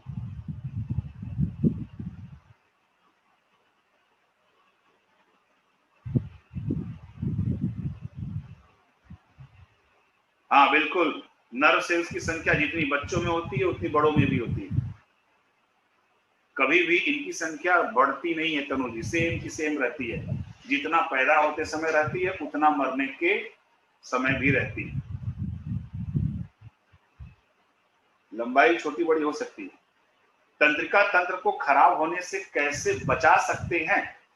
सिंपल सी चीज है, प्रोटेक्शन करने का मतलब आप अपनी बॉडी को, इम्यूनिटी को मजबूत करो, पोषक पदार्थों को खाओ, आपके सर में किसी भी प्रकार के चोट न लगे, किसी भी प्रकार के रेडिएशन का प्रभाव न हो।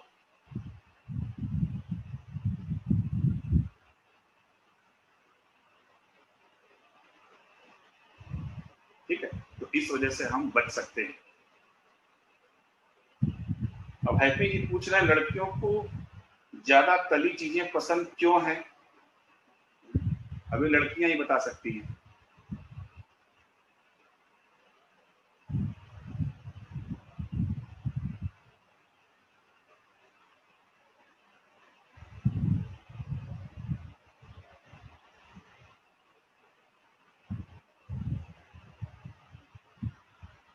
ब्लड में यूरिया की मात्रा का अधिक होना।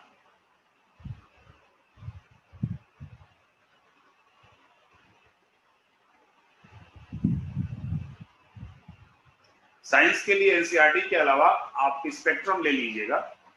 एनसीईआरटी क्लास 9th और 10th की पढ़नी है आपको।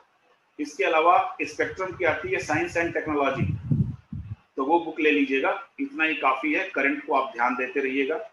अभी टेक पोर्शन जब मैं पढ़ाऊंगा तो उसमें जितने भी करंट हैं वो सबकी डिस्कस हो जाएगी आपकी।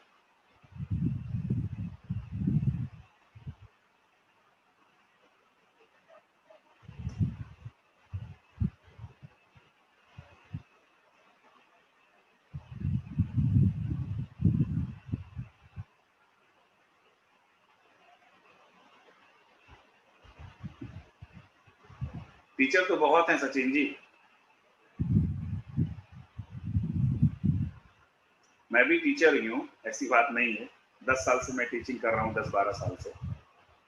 ये बात और है कि प्रोफेशन मेरा डॉक्टर का भी है। इनफाइनाइट विनीता जी, 9th और 10th की एनसीईआरटी लीजिएगा और हर चैप्टर पढ़ जाइएगा। राहुल भाई 24 से ऑफलाइन स्टार्ट है, कहाँ पे? दिल्ली में?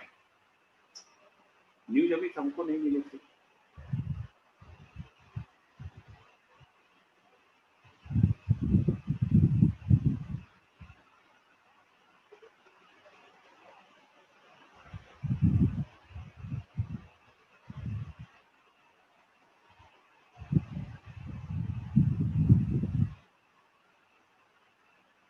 Thank you Sonam ji.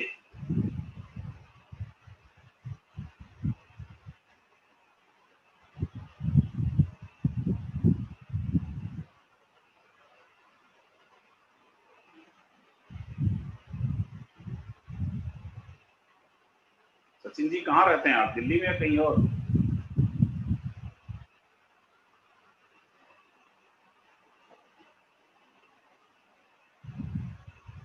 Spectrum की आप साइंस एंड टेक ले लीजिएगा राजा जी, वो स्पेक्ट्रम पब्लिकेशन ही, उससे बोलेंगे साइंस एंड टेक स्पेक्ट्रम की ले लीजिएगा, मिल जाएगा।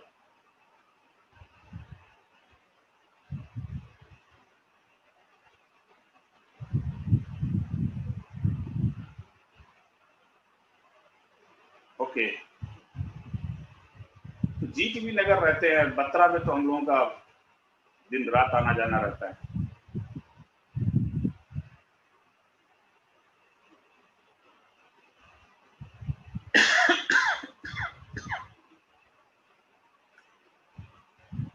नाइन्थ और 10th की ले लीजिएगा। 9th और 10th की एनसीईआरटी लेके आप उसको पूरे चैप्टर को आप एक बार बस पढ़ जाइएगा, ठीक। बाकी टेक पोर्शन तो मैं यहाँ पे लूंगा ही, और उसके साथ साथ मैं करंट को बताते हुए चलूंगा, ठीक है।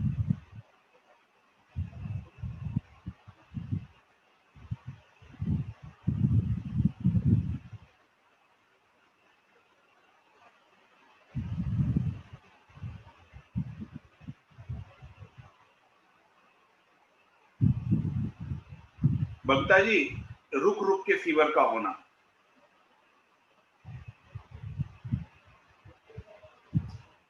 देखिए रिया जी, एग्जाम में किस लेवल का आएगा ये हम कह नहीं सकते हैं, लेकिन जो आपका जनरल साइंस है वो जो क्राइटेरिया है वो 10th लेवल तक का ही है। जीएसई आपका 10th लेवल तक का है, क्योंकि बेसिक जानकारी वो मांगता है।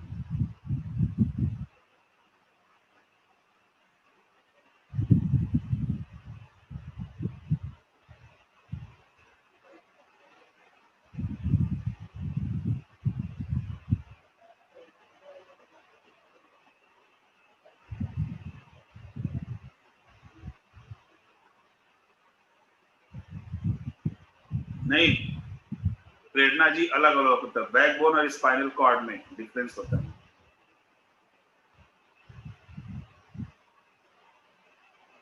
अरे सचिन जी, जड़ के आगे जीत है। इंसान ही सेलेक्ट होते हैं, गधे थोड़ी सेलेक्ट होते हैं। अब पहले ही डर जाओगे तो फिर क्या होगा। बिल्कुल अमन जी, फिजिक्स और केमिस्ट्री को टेक के साथ हम कवर करेंगे। स्टैटिक फीवर जनरली इन्फेक्शन से होता है, ब्लड इन्फेक्शन से भी होता है, बैक्टीरियल और वायरल इन्फेक्शन से भी हो जाता है।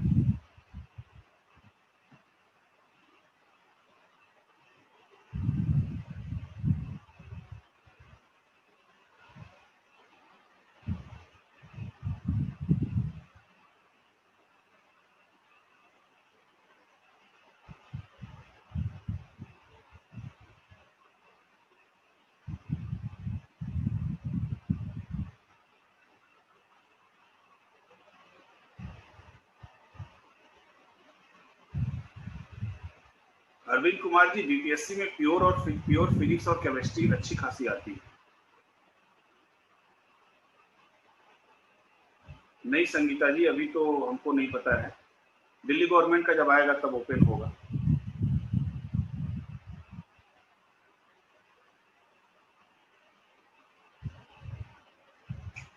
Okay, thank you so much. हम लोग कल फिर मिलते हैं, कल की क्लास में, ठीक है।